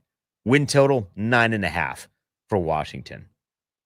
They're winning 13 games this year. Whoa! They're winning 13 games this year. That's scorching. They're going to be at the top of the NFC. They're going to be their first or second seed in the NFC. They're winning 13 games this year. You say it's scorching. Yeah. I mean, I'm one of those people who is expecting a regression, just because when you look at kind of how the season's laid out, the schedule's a lot tougher. The teams you're playing are a lot tougher, a lot more difficult. The defenses, the quarterbacks, like all of it. I see the regression coming. Like, I think 10 wins is a solid season. 9 wins is not going to get you in the playoffs, but it would be, I don't want to call it a success because you're missing the playoffs, but it would still be like okay, we tried, things got tougher, and we retool for next year. But 13 games, man. 13 games. There are 3.5 teams that scare me on this. On 3.5. 3.5. Let me hear them. So Philadelphia is one, okay, certainly. Kansas City is another, certainly. Yep. Detroit is one. The revenge beat them tour last year, but they didn't have Aiden Hutchinson. I think Aiden Hutchinson, for those that are interested, is my defensive player of the year this year. I think he is going to go crazy. Comeback player of the year too? Detroit. Yeah, comeback player of the year too. And then Denver's like kind of in the middle. I'm like, I don't really know how I feel about Denver that much. I do fear Denver a little bit. I fear Denver's defense more than I do Bo Nix in the offense, but Bo he was pretty good last year, and he's been putting it together. He was pretty good last year, but I don't think that he is going to take a step up the way that I think Jaden Daniels is going to take a step up. And That's if fair. he does achieve my other hot take, these are kind of linked together, if that wasn't clear. If he does achieve the other hot take that I gave for him, 3,500 yards and 1,000 rushing yards, first time in NFL history that a quarterback does that, I find it hard to believe that they punt the ball a lot.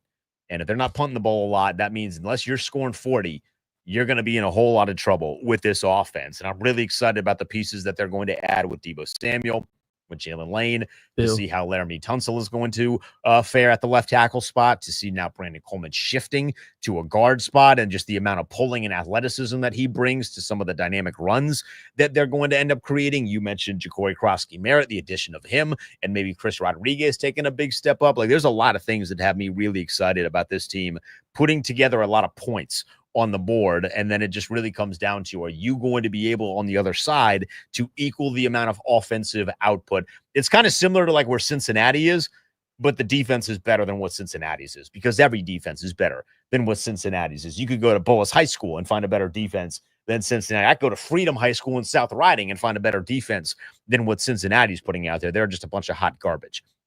Here's number 5, Max. Here's number 5. Hot take number 5, the final hot take that I have here. If you think any of these are scorching, at the Denton Day, you know where to get at me, at the Denton Day. Hot take number 5. Terry McLaurin signs a long-term deal and has his first ever 1,200-yard season. And I am him season. It would be nice. And I told you so season. So I don't know if we get that long-term thing before the season starts. And if he does end up playing out his contract and having that 1,200-yard season, that spells a lot of trouble going forward for the front office, at least in my mind. If he signs the deal? If he doesn't sign the deal, if they don't get a deal done before the season starts and he has that 1,200-yard season, things are going to get dicey in Commanderland. That they will. But I think he signs that deal. I think he goes out there and balls out. Now, he might look at him sideways and be like, see, this is why I wanted all that money. But I think he goes out there and balls out. So I do have an adjustment to make here. I have been giving false information. Robert Griffin III ranked 15th in the top 100 in 2013. And Jane Daniels ranked 21st. I don't think players take their top 100 vote seriously anymore. I don't know that they ever did, but they definitely don't now. Yuck. So disgusting. I was wrong about that. Robert Griffin currently still the highest ranked NFL top 100. I didn't even know they were doing the top 100 list in 2013. I thought it started in like 2015. How long have they been doing this damn thing? We did this yesterday. The first list was the 2011 season. Tom Brady ranked number 1. Oh, that's right. And then he ranked number 1 again in like 2022. So Tom Brady's been running the league for. So Robert was able to get into the top 20, but Jaden Daniels, who had a better season than Robert, was not able to get into the top 20. That's the thing, man. Zach Bond ranked 26, and let's all calm down, man. Zach Bond had a great year last year. He's not the 26th best player in the league. Come on. These rankings in 2013 are kind of funny, though. You want to guess number 7, Alden Smith. Ooh. Number 8, Arian Foster. Hell yeah, man. Some of these are crazy looking back at. Number 9, Washington Commanders legend Von Miller. That one makes a lot more sense. Yeah, it does. But like the sleeve looked a lot different. Robert was 15. So Robert is the highest ranking member of the Washington organization in the top 100, but it should have been Jaden Daniels because Robert's season was not better than Jaden Daniels. Ben Standig is great, though. So he's better than Robert Griffin was. That's for sure. He joins us next. It's the Kevin Sheehan Show with Denton Day sitting in for Kevin here on the Team 980.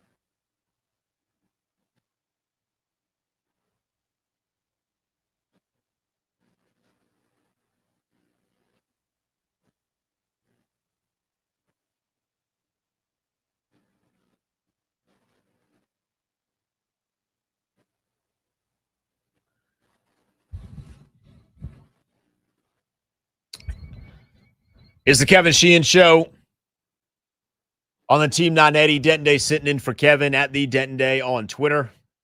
We're going to preview the college football season coming up here in about 20 minutes on the program. Some futures plays, some championship plays, maybe some Heisman plays as well. Then we got games coming up this weekend that we will dive into. We got a preseason game for the Commanders as well. They're taking on the Ravens. Ben Standing joins us now to preview that game and just talk about training camp as a whole. Ben, we saw something yesterday that we had not seen, which is Terry McLaurin feet on grass to appease Cliff Kingsbury.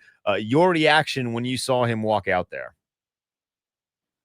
I mean, he's still not practicing, so it was seeing him, but, from our perspective, still waiting for him to, get on the field and not just, be watching. So the fact that he had skipped the Bengals game was like, okay, what's going on with that?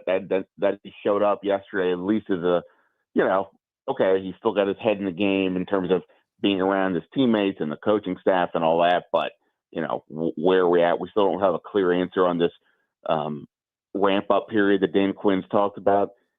Don't know that we're going to get one until maybe next week. And even then, at this point, it's just a wait and see. So he's got to get out there soon on the practice field just to get himself into football conditioning. But in terms of actually playing, who knows? Is he going to be at the game tomorrow? Do you know? I don't. I don't know. I guess I don't know. I didn't think it was necessarily a big deal at the time, but the fact that Trey Hendrickson was there for the Bengals, I guess, made it look a little more awkward.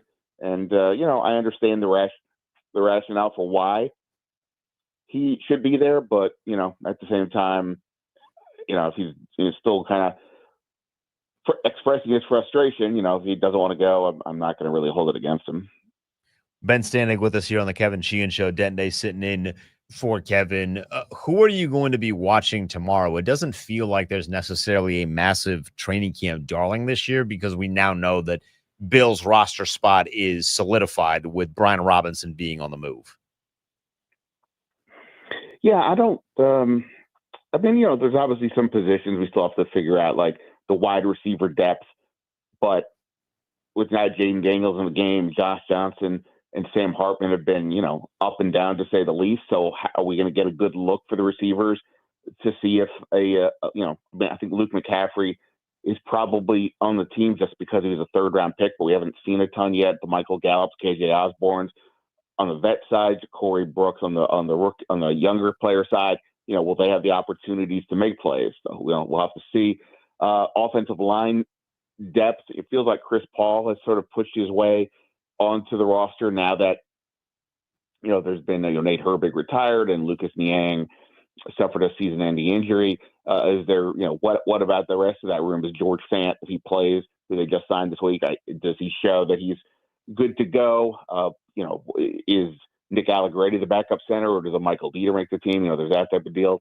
Defensive line is probably the most interesting in that there's like 12 guys, maybe even 13 for like 10 spots. And a guy like Cleveland Farrell, who, I kind of was just penciling in without thinking too much about it, to be honest. But I don't know if I've heard him mentioned once all summer.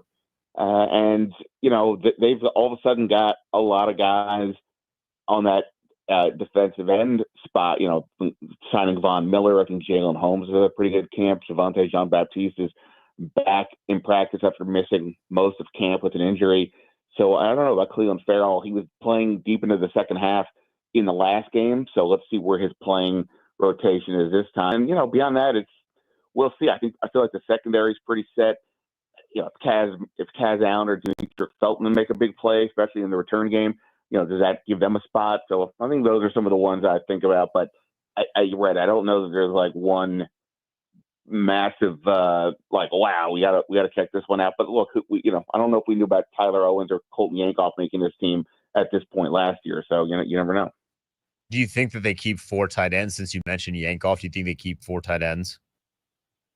Yeah, I feel pretty good about Yankoff. I again, from what we see, he has stood out more to me, I would say, this offseason than Ben Sinnott has, which isn't to say that Ben Sinnott is bad at football or that the coaches don't buy it. I'm just saying Yankoff has stood out. We talked with Zach Ertz yesterday after practice, and I asked him about Sinnott and Yankoff, and he said that, you might be surprised to hear this, but it's conceivable that Yankoff is the fastest guy on the team, that he's hit like over 22 miles an hour when they've been, different run testing, things like that. And his athleticism is nuts. I mean, he played quarterback, running back, and receiver at UCLA, and now he's playing tight end. So he's a crazy athlete. It's just, they got to find the position, way to maximize him. So yeah, he'll make the team. I would be stunned. He's also, contributes on special teams. So, yeah, he'll be good. Does Sinnott play special teams outside of being on the receiving end of the Tressway NFC Championship pass? I don't know that he's playing it in the way where we would say he's a really good special teams player. I mean, a lot of guys are out there in some capacity, but I don't know that I would label him as like a special teams guy the way I just did with Yankoff or Nick Ballore or Jeremy Reeves or Percy Butler. But, obviously you have to have some guys out there. Ben Standing with us here on the Team 980 on the Kevin Sheehan Show. Denton Day sitting in for Kevin here. When will we know the future of Brian Robinson and how they will be letting him loose?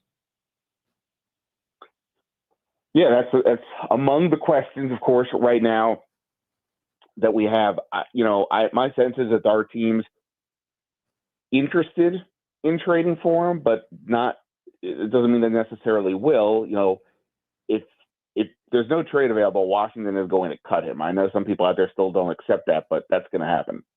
So, does the team out there say, "Hey, we'll just wait," or do they say, "Hey, we're way down the waiver list. We also just want to lock this in. Brian Robinson's a good player, and for our purposes, he gives us another power back. A team like the Bears could potentially use a guy like that. I mean, the 49ers just traded for a receiver, so I don't know how much they want to other assets they want to give up, but I think they could use some more depth behind Christian McCaffrey. We can go down the list. There's other teams, Dallas, Houston, because of their situations. But again, do you want to trade? Do we want to give that up? Do they ask Washington to pick up some of the salary to make it a little more palatable to do that? So that's the part, just have to kind of wait and see on that. But, if you told me it gets done before the game tomorrow, that won't surprise me. But either way, it's coming somehow. Do you think, what is the most that you think that they could get back in return for Brian Robinson? I mean, I've been mostly looking at it like a 6th or a 7th, or, sort of in the worst case, a 6th if they attach a 7th to, with Robinson. I guess if there's something of a bidding war, perhaps, maybe you can get to a 5th, but I don't know. I mean, that feels potentially aggressive, but maybe. I mean, look, you're not going to, we're all saying, hey, let's look at the waiver wires after cutdown day because to see if there's any receivers out there. If there was a receiver equivalent of Brian Robinson, that would be a great find for this point. So I think teams probably look at it the same way. We know that running backs, I don't want to say are a dime a dozen, but obviously it's a little, we understand that why they're not as valued as they once were because it's easier to find guys. But, he does some things very well. His upside is limited. He doesn't have a lot of 3-down potential, but he can do certain things very well. And I think he could be a good fit for a bunch of teams. So, that's just where we'll have to see, how aggressive is any team out there. Kind of feels like they won't be, but look, what was it? The Denver traded a receiver to Houston and got like a 4th-round pick out of it. And I think a lot of people were surprised at that. So it just depends on how desperate a team feels and what else, how many teams are bidding on a guy. Ben Standing with us here on the Kevin Sheehan Show. Ben, Noah Brown was out there yesterday. That was the first time, everyone was focused on Terry. Noah Brown has kind of been flying under the radar. What do you think that they feel about him in terms of how much he'll actually be available this year? Yeah, I mean, similar to, Terry was out there but wasn't really practicing. So Dan Quinn said positive things before practice about it, said he's tracking fine.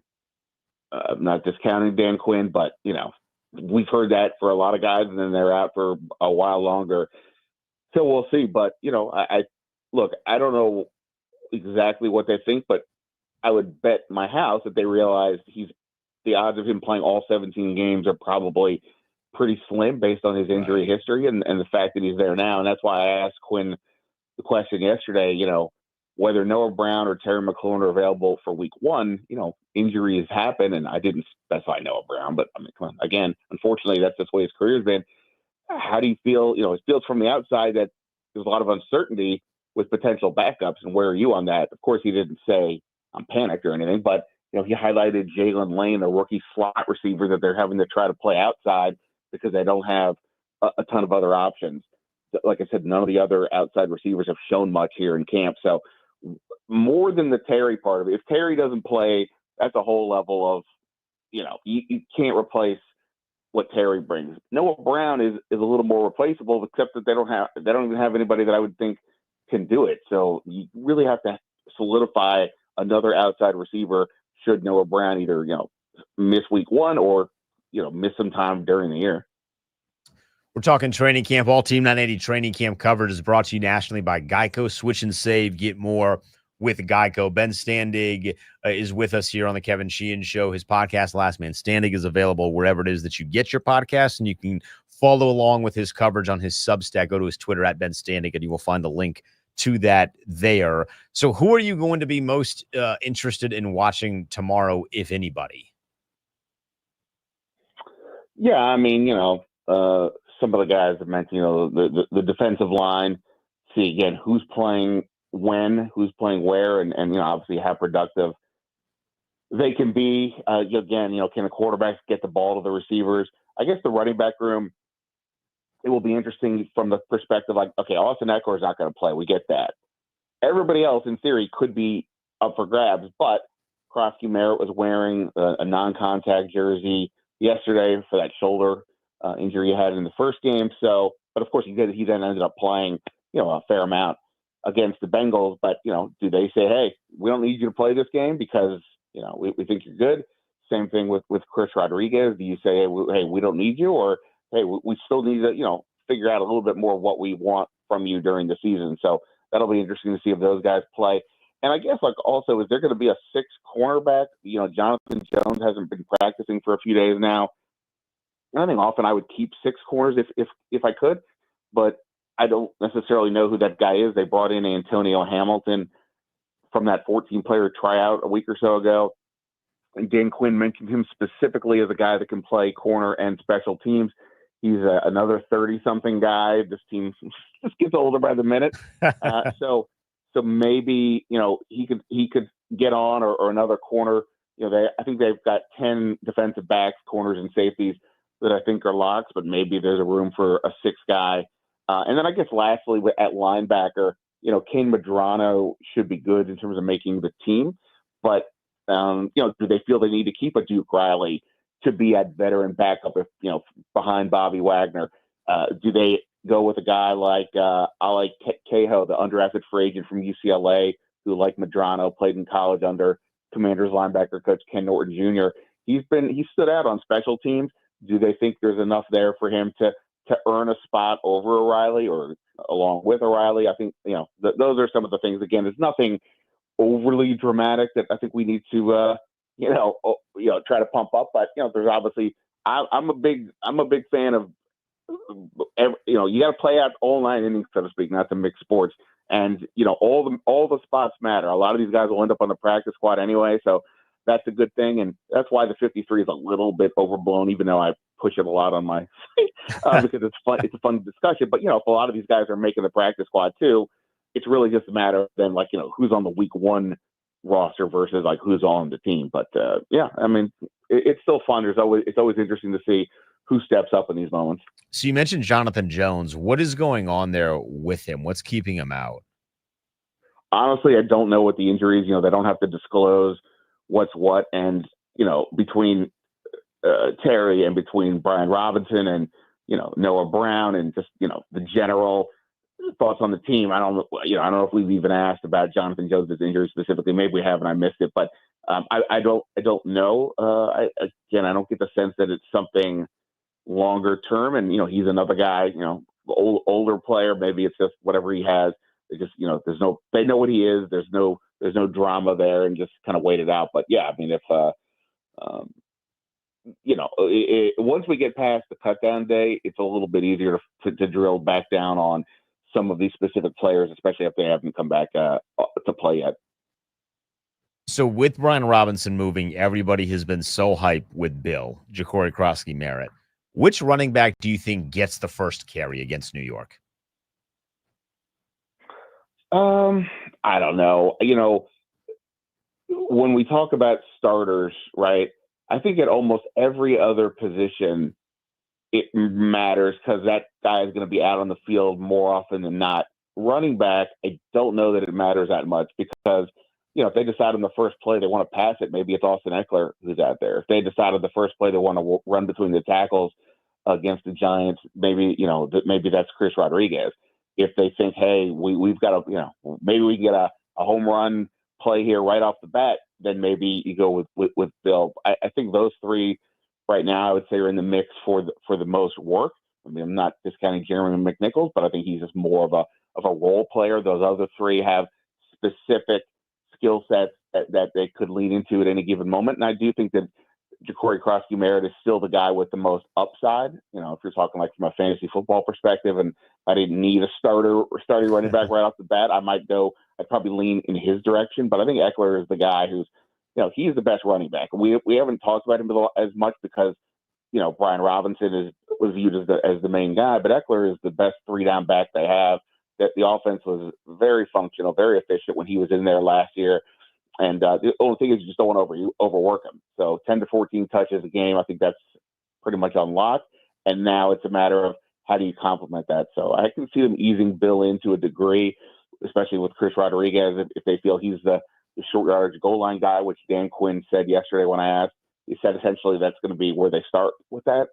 So, yeah, I mean, I'm not trying to be vague, but to me it is much more about what is Cliff Kingsbury going to call on the first play than it is declaring anybody as the starter because they get the first carry. Right. So that kind of speaks to a conversation we've had throughout the day, which is there is no definitive running back one. It is very much by committee, and whatever is best is going to be the guy who is out there for whatever the play is. Yeah, for sure. Running back by committee, again, if you're a fantasy football player, that's just, death. You hate that. I get it. But from Washington's perspective, again, the three guys I just mentioned, they all give you a little bit something different. McNichols can do a lot of the things that these guys do as well. And look, I think there's even a world where a fifth running back is kept if Kaz Allen or Demetric Felton are going to be part of the kick return situation. So yeah, it's definitely going to be running back by committee. Well, I shouldn't say definitely. Who knows? There's no definitely about anything. But it seems to me that they're going to go in that direction. And we'll see. Again, in the case of Krosky-Merritt, I think easing him in is not the worst thing in the world. Not only is he a rookie, but he did play. He played one game last year in college, as we know. So yes, on the one hand, that makes him fresh. But on the other hand, is that going to grind him down over the course of 17 games? And if that's, if you're worried about that, you maybe want to ease in so he's there for you, down the stretch for a team that, has contender aspirations. So, all that's a big factor. But look, I think Chris Rodriguez has done enough that he can't be dismissed. And, all three of these guys will be in the mix, I would say, for sure. So the NFL announced that Jaden Daniels is 21 on their list of top 100. Is that a good spot for him?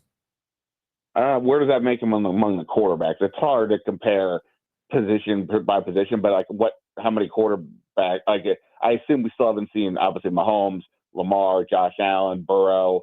Is there anybody else? I believe we are still waiting for one Jalen Hurts in Philadelphia as well. I don't know. Maybe he just dropped out totally. I was joking with Max. Maybe Hurts just completely fell out and he's not even in the top 100. Well, look, I mean, he just won the Super Bowl, so if he's ahead of Jaden Daniels for a list like this, that's fine. I mean, he obviously should get a lot of recognition and praise for that. I would personally take Jaden Daniels, and I think most people that I would talk to in the league would agree.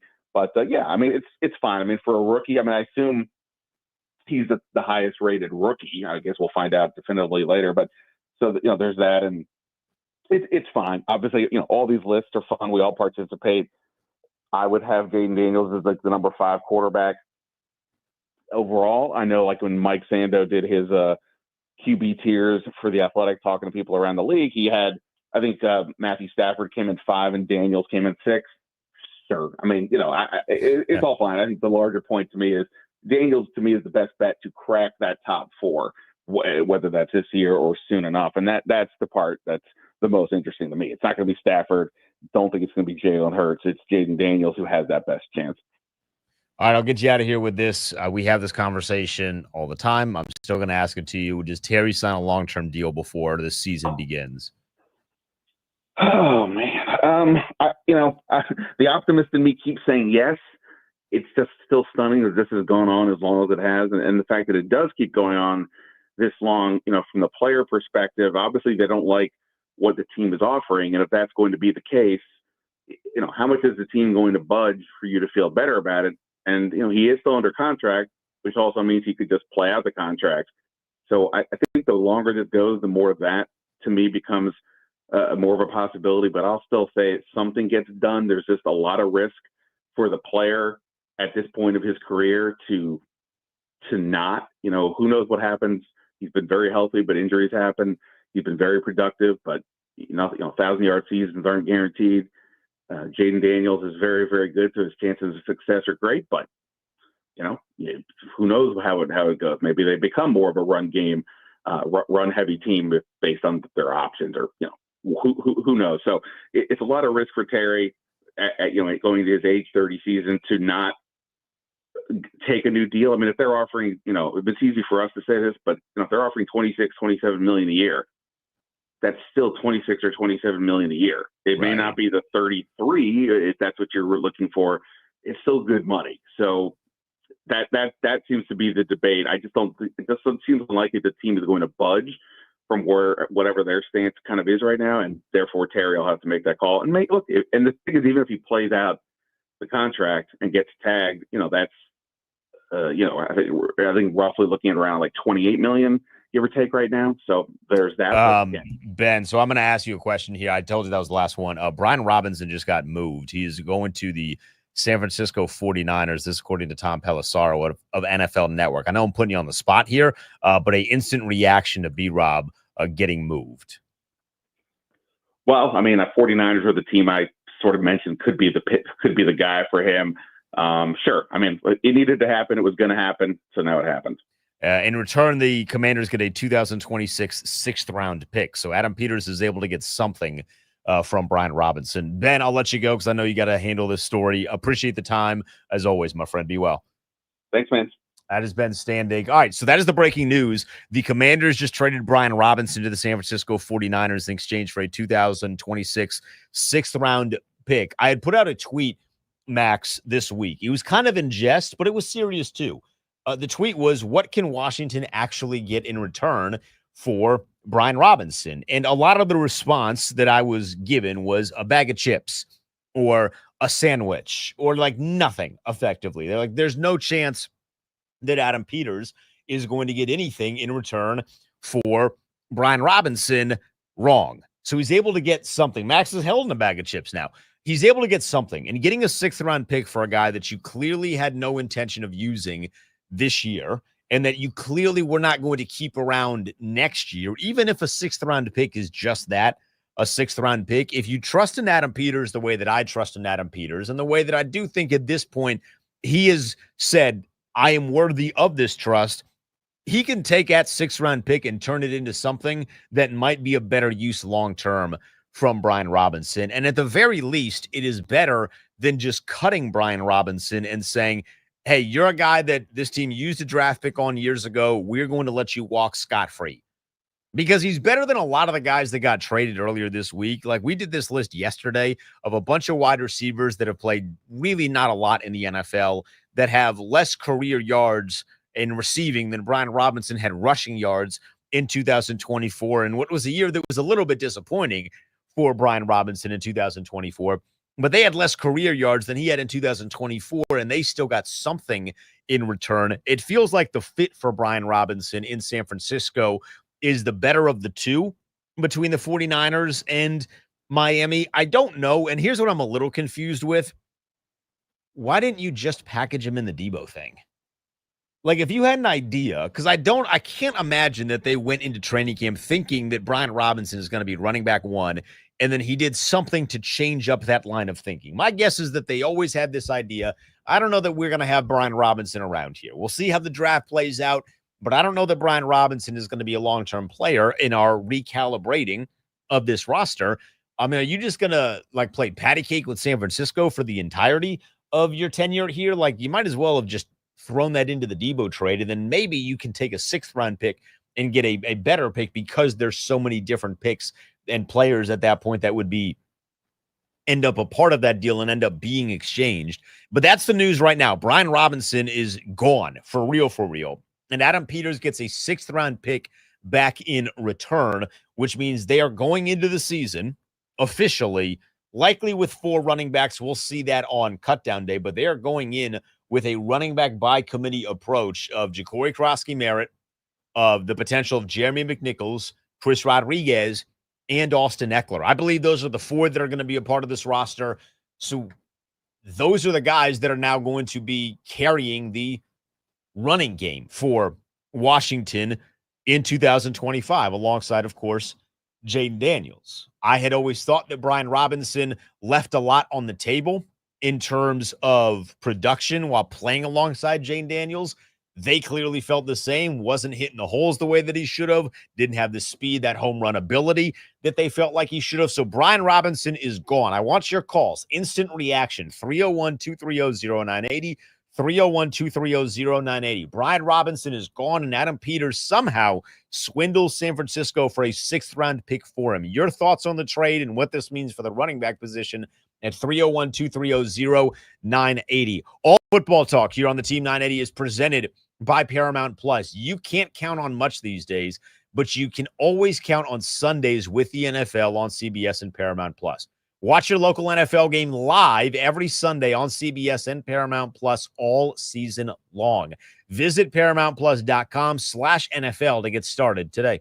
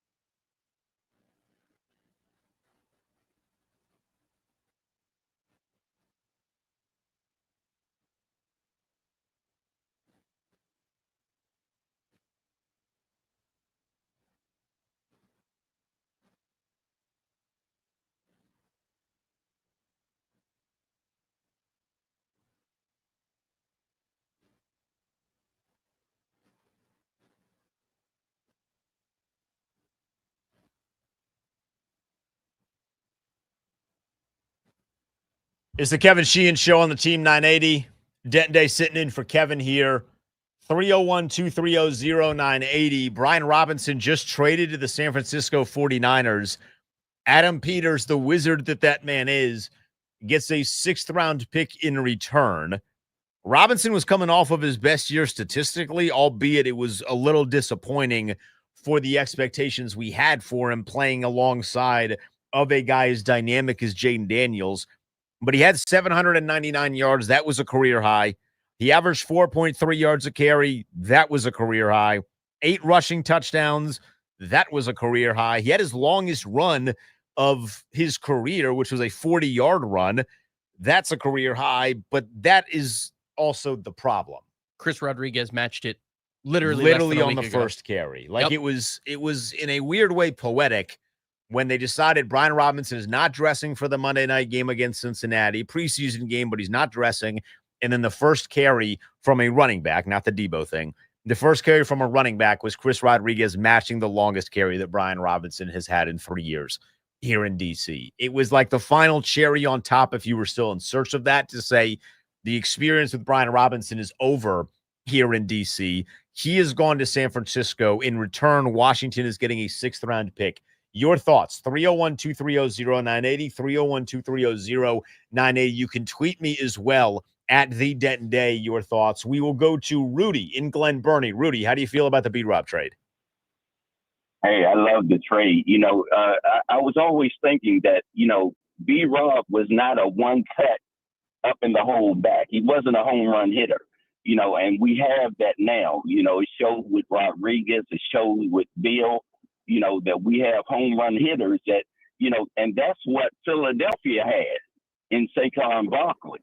We didn't have that, so I'm proud. I was telling him, your helper, I was telling him that we trading with San Francisco a lot. We get the wide receiver back from them, and we trade them the running back to get a draft pick. So, I am very excited about the trade. I want to see what our running backs can do on this year. Thanks for taking my call. Yeah, appreciate it. It does feel like the Commanders are kind of playing patty cake with San Francisco, which as long as it works, I don't care.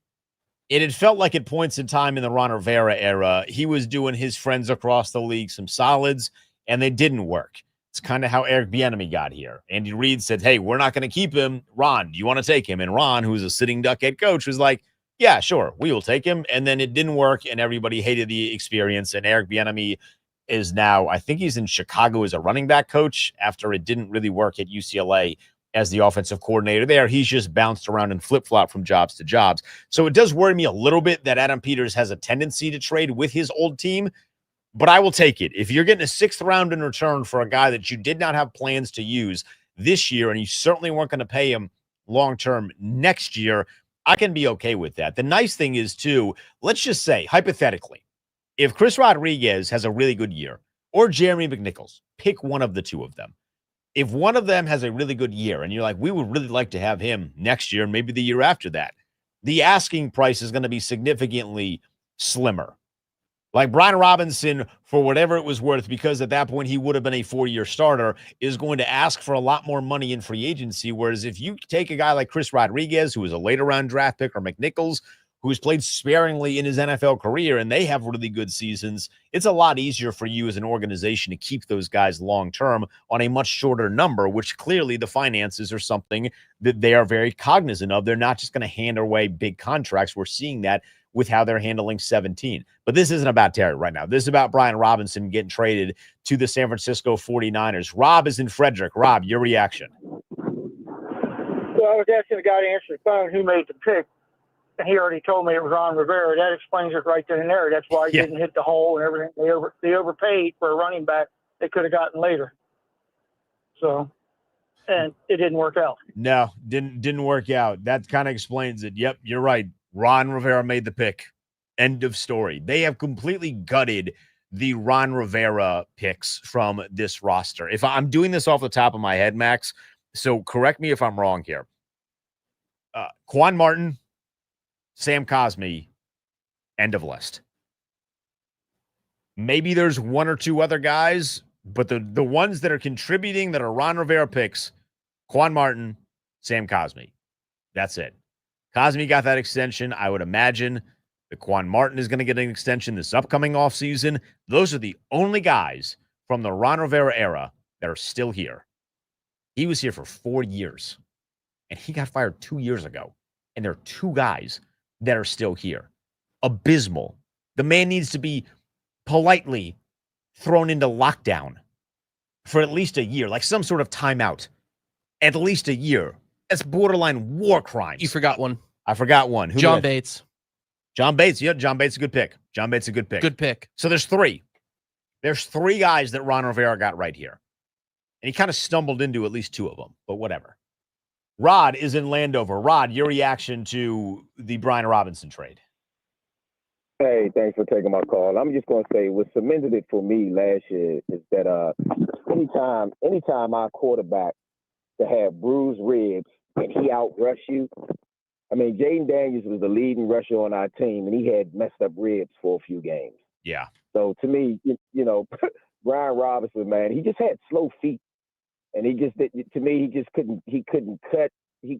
I think I say it's about time, and I want to see this guy. And then he didn't pair well with Jaden Daniels. I think Rodriguez and this guy Bill pairs pretty well with him. So I'm looking forward to seeing what we got. Thanks for taking my call. Yeah, Rod, great call. I am with you. I think the running backs that they have now are much better pairings to go with Jaden Daniels. It's almost unfair to say, hey, I expect you being Brian Robinson to have the exact same level of production that Alfred Morris had in 2012 with Robert. I don't think that's I don't think that's fair. However, what I do think is fair is to look at the scenarios and say, you are now playing 11 on 11, which in the past you were not doing. Like, however you felt about Heineke, Wentz, Howell, whoever, all of the running backs that Brian Robinson played with here. However do you feel about them? They are not nearly as mobile or as dynamic as Jaden is that allowed the team to play 11 on 11.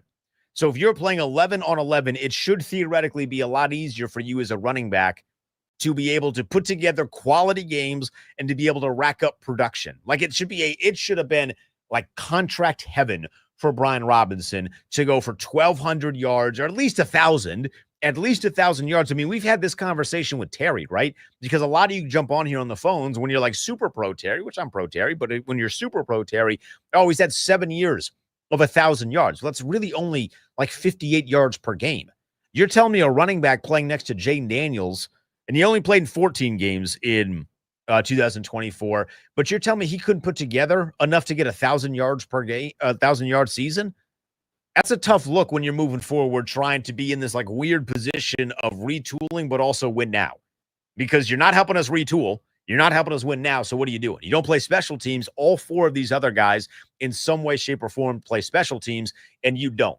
So they get rid of him. They get a 6th-round pick in return. We're reacting live on the Kevin Sheehan Show with Dente sitting in to the Brian Robinson trade. Adam Peters and the Commanders move Brian Robinson. They send him to Adam Peters' old place of work in San Francisco. They get a 6th-round pick in return. So no cut. They get something back for Brian Robinson. It's a 2026 6th-round pick. Your reaction at 301-230-0980, 301-230-0980. Tom is in Columbia. Tom, what's going on?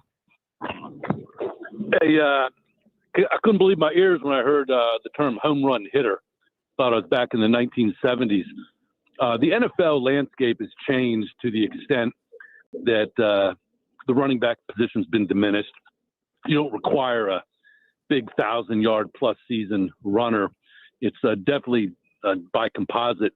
And when you have a Jaden Daniels who's going to probably eat up anywhere from 700 to 800 plus yards a season, you're looking for a team that can execute its ground game and amass 2,200 yards cumulatively as a team. I think it's asinine to talk about this home run hitter stuff and one back is going to take you. I think that that was a poor sample the other day. If that gaping hole that opened up against a poor defensive line is your litmus test for Chris Rodriguez. But how many of those? So Tom, how many of those did Brian Robinson miss? That's the problem. I don't think he missed any holes like that. I can go back and review all the games. He didn't miss any holes like that. That line last year was atrocious at run blocking. It was halfway decent at pass blocking. And then this reminds me, too, of like the early 2000s. Chris Samuels played on a bum ankle the whole year. 16 games, ground out on a bum ankle and played at a pretty good level. But yet in the off season, you'll get TV commentators and writers and fans talking about the diminishment of Chris Samuels. Robinson, I believe, was nicked a little bit. And, it's a can't make the club in the tub, put it that way. But I think this days of Saquon Barkley is a unicorn. Nobody in the league has a Saquon Barkley. But I think cumulatively you're looking at an offense that's going to amass 2,200 yards and have a successful season on the ground. But that Bengals, that hole against the Bengals, that's not a litmus test to pass that this is our future on the ground with Chris Rodriguez. And the other guy looks like he's slight of build himself with maybe some decent speed. So, Tom, we're in disagreement there. I get it. You're a Brian Robinson guy. You don't like the offensive line, but Brian Robinson was missing holes. There's a reason he's gone. Like that's legitimately why they traded him. They traded him for two reasons. He doesn't play special teams when everyone else does, and he could not hit the holes last year. If you can't take advantage of the holes, regardless of how you feel about the offensive line, because I don't think the offensive line was awful. You seem to think they were awful. I don't think they were awful last year. I think his vision wasn't there. I think he got a little bit of the yips towards the end of the season, and clearly they agree. Now, they did improve the offensive line, but, I mean, when you get a chance to get Laramie Tunsil, you're going to go get Laramie Tunsil. And the crazy thing is Laramie Tunsil isn't even exactly a great run blocker. He's just a premier left tackle, and you're trying to protect the asset that is Jaden Daniels. But I don't think the offensive line was nearly as bad as you do. I think a lot of it was Brian Robinson just was not able to do the things that they wanted him to do. Like Chris Rodriguez is not Saquon. Anyone that's going to come on here and say Chris Rodriguez or Bill, for that matter, are Saquon, Jahmyr Gibbs, Bijan. Like, they're not.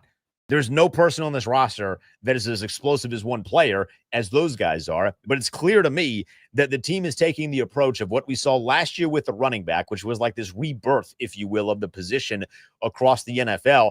There are some teams that are going to shell out a lot of contracts to get guys that they think could be like a Saquon or they think could be like a Jahmyr Gibbs, and it's going to financially ruin them. I think this organization is taking the approach of last year was a little bit of a fluke.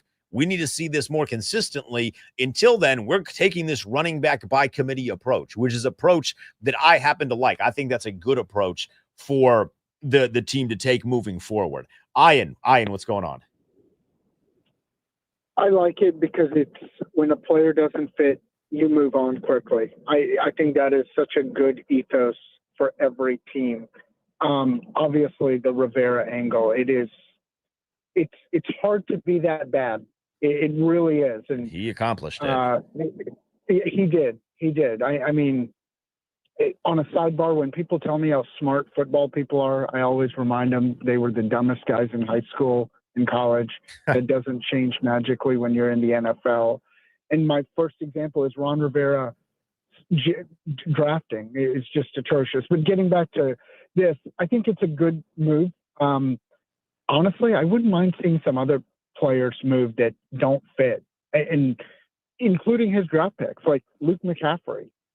Is he doing anything? Like, I just am like, you are trying to win now, and even though this would have been better to have a 6th-round draft pick for this past draft, if they had known how bad it was going to get with him, it would have been helpful. But yeah, I mean, you got to improve, and he's just not good enough for this team, and yeah, good for them for moving on. I appreciate it as always. I love the approach of if we don't have a plan for you, we are going to let you go. Because to an extent, it does do right by the player as well. We're not going to keep you in like this weird state of purgatory. That's why I love the Dominique Hampton release. Not that I thought he was going to be this exceptional player, but hey, we don't have anything for you. Go find out and see if somebody else does. They did the same thing with John Allen. We're going to try and trade you, but if not, we're going to let you go, and then you can go test the market and see whatever God has for you out there or whatever an NFL team has for you out there. So they're doing that to Brian Robinson. It's not like they didn't send him to like the Cleveland Browns. They sent him to a team that's going to be good in the NFC, and honestly, they sent him to a team that you have the potential of playing again, which is not the first time, and it will not be the last time that this organization has done that, so pay attention to that.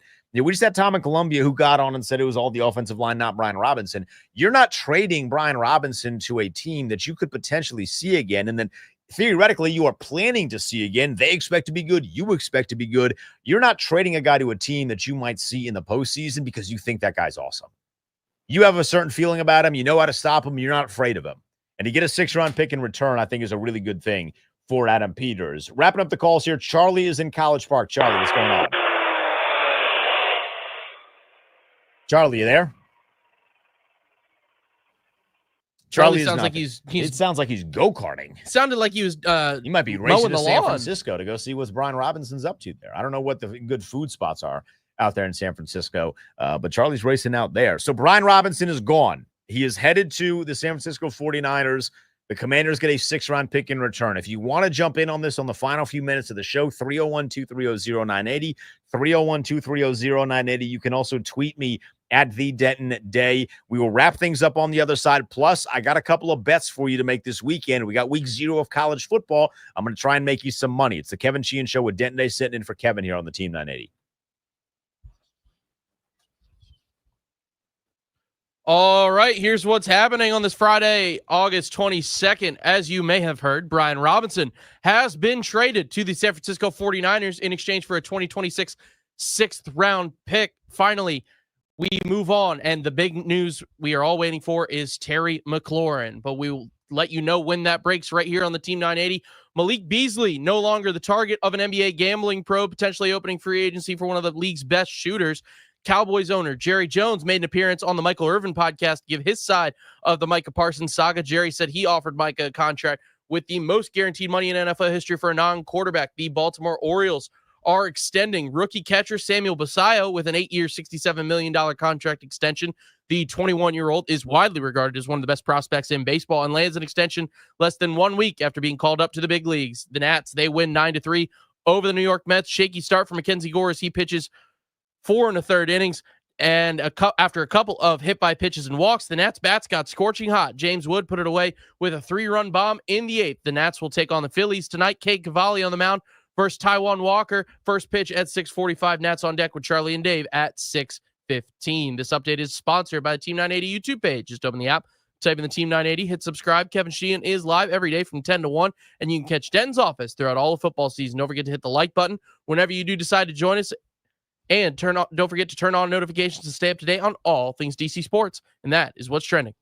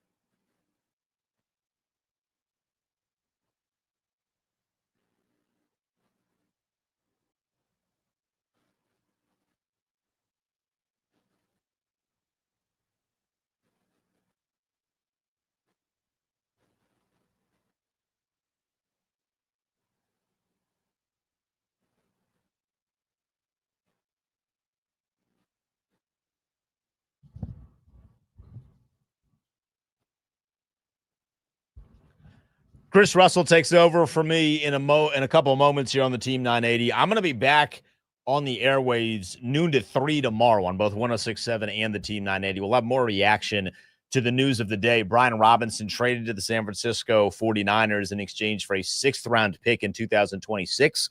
So Adam Peters able to get something out of a running back that he did not have any plans for in the long-term future as a part of this organization.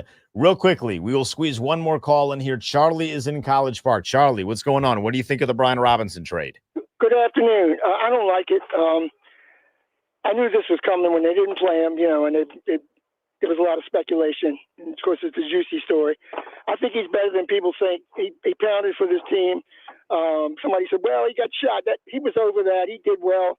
They didn't have a quarterback early on, and they didn't have the offensive line the last 2 years wasn't as good as he needed. I wouldn't say it's no good like a previous caller said. It's better this year. I like the stable of running backs thing. I like the by committee. I think he would have been fine with that, but he's gone. I think they should have got a 4th-round pick. Thanks a lot. Charlie, I appreciate it. They were not ever going to get a 4th-rounder for Brian Robinson. That's the unfortunate reality of it. It would have been great if they could, but there's not really – I don't imagine that there's a market for any running back that would realistically be traded at this point in the season to get anything more than a 5th. Maybe 1 or 2 guys is worthy of a 4th, but I don't think that anyone – Brian Robinson was not going to constitute that. He just does not have the level of production. You're not going to be trading this late in the season a 4th-round pick for a what-if kind of deal. San Francisco, there's really no loss to them. Like, oh, we give up a 6th-rounder. All right, cool. We have proven that we can make a bunch of dudes who are really nobodies be good at running back. And, oh, by the way, like he's not running back 2 there. It's not like he's immediately coming in and being running back 1. They still have Christian McCaffrey there. So Brian Robinson's running back 2 for a 6th-round pick. That's a pretty decent move if you're San Francisco. There was no way. Adam Peters, we would have crowned that man a saint. I don't even care about like British things, but I would have gotten the British people over here and crowned that man of a knight.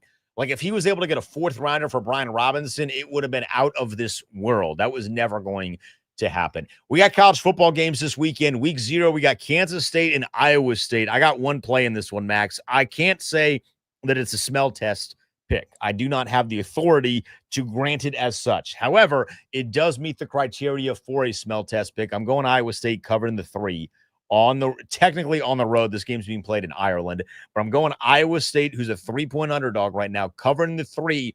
A majority of the population is on Kansas State. I was looking at it this morning. About 70% of the money is in favor of Kansas State. I'm going the opposite direction. I'm going to take Iowa State to kick the college football season off at +3.